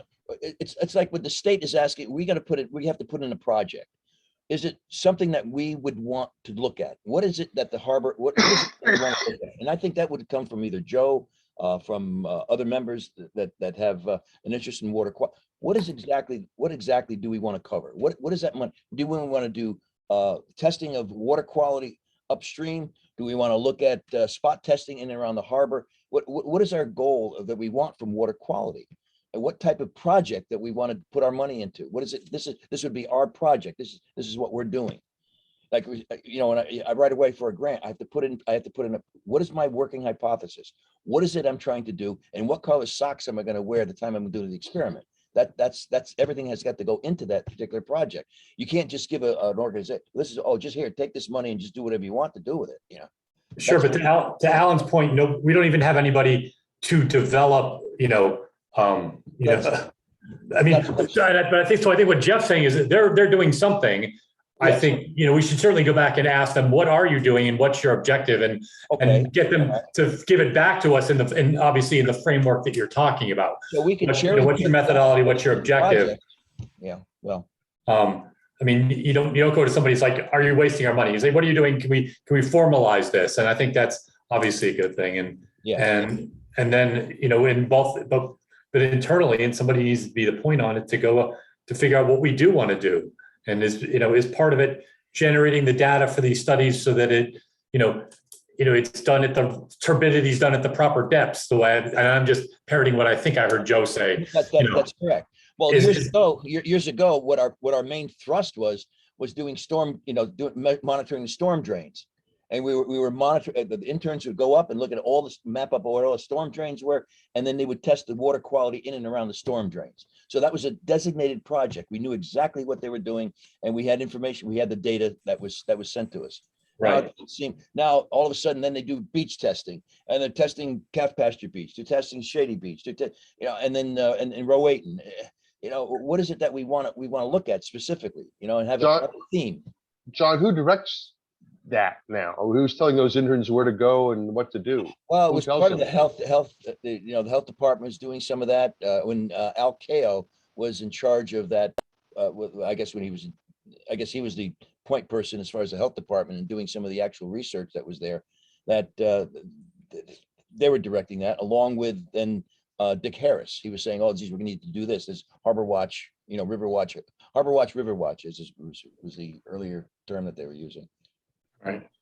Well, I mean, is one of the, because the one thing I keep hearing Joe say when he talks about these studies coming out is that they're not looking at our harbor the right way, and I think Jeff's echoed that as well, that they're not they're looking at this as if it's the Blue Lagoon in the Caribbean and not as, a shellfish, an area rich for shellfish. You hit the nail right on the head, because our waters are not waters that should be pristine, and shellfish need to feed, and you need algae, you need algal blooms, you need something for them to feed on, and that's not crystal clear water, So the definition of what the DEP and all these other people who are involved in water quality have, as far as what the quality of water should be in Norfolk Harbor, is different than what it should be, let's say, up in Lake Wobegon.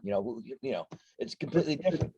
John, what they're doing is testing the water. That's all. They're not coming. They're not studying it, or right. We were the ones that took the data and made the relationship, a statistical relationship between upstream bacteria and bacteria in the harbor, and that we used the data to come up with the Yankee Doodle Bridge recommendations, and now the turbidity. What's being done with our funds, is my understanding, is it's testing water quality, testing bacteria. All right, well, then that's our theme. That's all. That's our goal. Well, that's fine. That's the health department's objective, to make sure that the beaches are clean for swimming in the summer. So if they want to take their $5,000 and tell them to do those kind of tests, that's their objective, and that objective is being fulfilled. But if we have other ones to support, healthy shellfish beds, and make sure, and also to justify the way our harbor is being used and the health of our harbor in Norwalk River, then maybe we need to be doing different tests. Now, I'm not the person to outline that, but that seems to be what I keep hearing from Joe, is that they're not doing the right kind of tests. They're not doing the right kind of test to prove to demonstrate what kind of healthy marine environment we do have. And it's not, and I don't know what the right amount of eelgrass versus and oxygen levels are, but somebody does, and are we testing it to prove what we do have, instead of testing it against somebody else's, instead of our harbor being compared against somebody else's parameters, which aren't applicable to the type of waterway we have. How can we move on here? Yeah, I know we are. Okay. All right. John would keep us moving. We're descending. Lord of the Flies. I'm in agreement. Next report is plans and recommendations. Jeff? Hey, so I wish that I had some good news, but during the last meeting, During the meeting, I received an email, so I didn't see that email until after the meeting. So there was some back and forth, but the Assistant Corporate Counsel, Darren Callahan, he basically just said, sorry for delaying the response, but he said that we, the city, are not able to recommend proceeding with several of the fees that were discussed with them. So we had a meeting and with Jessica and Matt, someone, he was with corporate counsel as well, and Darren, trying to explain what we were going for and the fees for slips and marinas and things. So then there was some back and forth between John Romano and council, and they said that they would assign someone else to take a look at it, and that whether or not do we want to move forward with looking at the feasibility of charging fees for application review, things like that, which we said, yeah, we want you to move forward with that, and also move forward with the flat fee of $100 per vessel for the moorings, including the managed fields, but the managed fields would get a discount of 25%. So it's $75 per vessel for them. To this day, I have not heard back from anyone from the city, so I'm not sure if John did or not. But I'll reach out to Jessica and this Darren Callahan guy to see if if they have any update or any questions, because I'm here to answer them, or we're here to answer them, I should say. So that's where we stand. Okay, any questions for Jeff? Thanks, Jeff. Newsletter, Al? No report. Okay. Water quality, we heard at the beginning of the meeting. I guess we don't have nothing for bridges, at least we haven't in a long time. Any public comment? Michelle, do we have anybody from the public that wants to speak?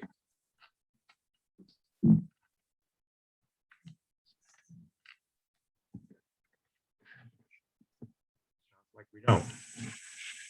Michelle, are you still there? You're muted. Sorry, what was that? Do we have anyone from the public who would like to speak to the commission? There's two people on, so if you'd like to speak, please raise your hand and then we'll bring you over.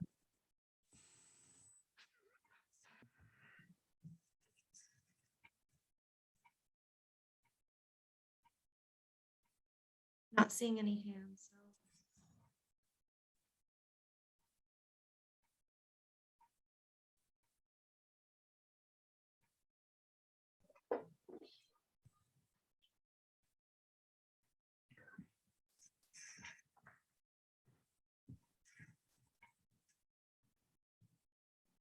Yeah, I don't see anybody raising their hand. Yeah, I know Linnell sent over an email, but I'm not sure if she wished to make any remarks, but as far as it doesn't, we have Diane Lorchell and Linnell Jones, but I don't see any hands, so. Okay, we'll move forward. We have approval of the minutes for October 27th and October 6th. I guess we tabled one from the last time, I'm not sure. Are there any, did anyone tell Mr. Crispo that he had any amendments or changes? John, did you get any feedback? No, yeah, I got some comments from John Pinto. I haven't had a chance to look at them, but if you have a chance to look at them, and I'm sorry I didn't get them out until this morning because of there was some delays. I didn't get them until actually this morning myself. Should we table these again? Yeah, I mean, If you guys need more time to review them, by all means, let me know and I'll make the changes. Well, the two biggest points that I wanted to make was I made some certain corrections in what they were, what the secretary put as inaudible down, and we corrected those statements that were so-called inaudible that she indicated on the review. And then I just updated just some information to make it clear, just clarify exactly who various people were. And then also there was a comment made with regard to where we obtained the shellfish maps. And I obtained information from Jeff as to exactly where those shellfish maps came from. Which meeting was that, though? I mean, which, the last, the 27th, the last October 20 October, right? Yeah, the October. 27th? Yeah. I sent you. a Because copy. we also have the 6th that we need to approve. Yeah. Yeah, we should approve the 6th and not the 27th. Well, I Or- sent comments in for both of those times. I don't know if John made the necessary corrections and sent them Yeah, I out. made the changes. Okay, fine. If everyone's in agreement, someone make a motion to approve the minutes. Which ones for the 6th? Well, for either one, if you want to do it separately, that's fine. Well, the other commission members that maybe probably didn't see the ones for October. That was just sent. I just sent those back this afternoon. Okay, well, that's why I said, Yeah. why we want to table these minutes for next month? If somebody wants to review those as well. Yeah. If you need more time, sure. Someone make a motion to table the minutes, please? I make a motion that we tabled the September and October minutes till the next meeting. Do we have a second? Second. Al? Okay. Yep. Any further discussion? All in favor? Aye. Okay. Motion carries. Would someone like to make a motion to adjourn? Do we need to talk about the calendar dates or no? We did receive them. Are there any? I didn't know, Michelle, if those needed to be formally adopted or no. Yeah, I know other commissions, they kind of go over them and then approve them. Steve had recommended to put it on your guys' agenda and see if there was any issues. It was the typical dates for your meetings, and then the last two were changed due to the holidays like it typically is, so it's pretty straightforward. Are there any discussion on the No. commission meetings? Stated for the record, the next adjourn until the meeting of what, December 18th? Is that what it is? 15th? 15th, Chris, I think. All right, so, yeah, just state for the record, we're meeting on the 15th. December 15th, Wednesday, yeah. How about for 2022? Everybody had a chance to look at those dates? I haven't plugged them into my calendars yet. No, I didn't either. I was just starting myself, but I would assume if there's a conflict, we could deal with it at the time. Yes. Do we need a approval of this on a commission basis? I don't know. No. I don't think so. Okay. So are there any other questions on the calendar? Hearing none, somebody like to make a motion to adjourn? Motion to adjourn. Chris? Second. Second. Al, second. All in favor, I'm sure. Aye. Have a good Thanksgiving, everyone. Hey, you all too. Thanks, Nice- Dave. Thank you. Happy nice to Thanksgiving, see you everyone. all. Good night. Bye. Take care. Happy Thanksgiving. Take care. Take care. Take care, everyone.